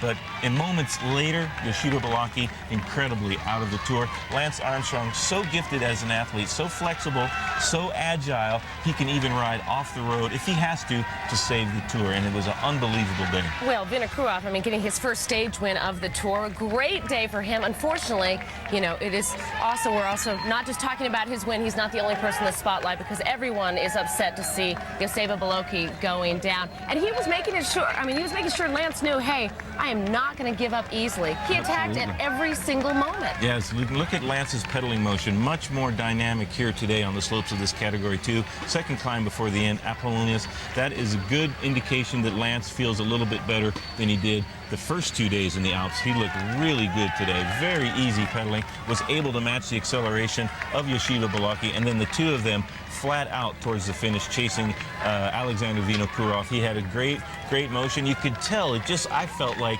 he had more energy into the pedals, and it was no problem. And they were closing the gap down to Vinokourov. It had come down to around 12 or 13 seconds, and Lance was making good progress, having no trouble at all containing the attack by Vinokourov. I have to ask you, though, I was surprised not to see more Postal Boys up there with Lance on that last climb, too. Yes, What's I was, too. I was a little bit of concern there. Only Roberto Heras able to stay up in the front and chase down the attackers, but you think you would have seen maybe Beltran, maybe Rubiera there as well, so a little bit of concern, although they did do all the tempo throughout the whole day. But we also have to think about if they would have been up there and that crash. Let's go ahead and look at that crash again, too, because if they would have been up there, who knows what could have happened. Well, look right here at the gap. Lance opens up between himself and Yoshiba Boloki rather than riding right on the wheel. Lance knew that that corner was coming up. Yoshiba Boloki, he put the brakes on a little bit too hard. The rear wheel started to slide. He let the brakes go, but then you could see the turn come into play. He had to brake a little bit more, and then doom, he went down. Pow, Lance had to go around the outside, but you could see him open up the gap, anticipating a little bit of trouble in that turn ahead. Yoshiba Boloki doing everything he can to chase down Alexander Vinokourov. At that moment, maybe he should have been a little bit more conservative. He went down so hard, and Lance barely got around him. What a thrilling day in the Tour de France. You never know what's going to happen. No, and how ironic, too, Bob, that we were talking just earlier about skills on the descent. We're going to have to take a short break right now, but when we come back, Frankie Andreu has caught up with Lance Armstrong. We're going to find out what the man in yellow has to say. Stay with us. It's the Tour exclusively here on OLN, and what a day.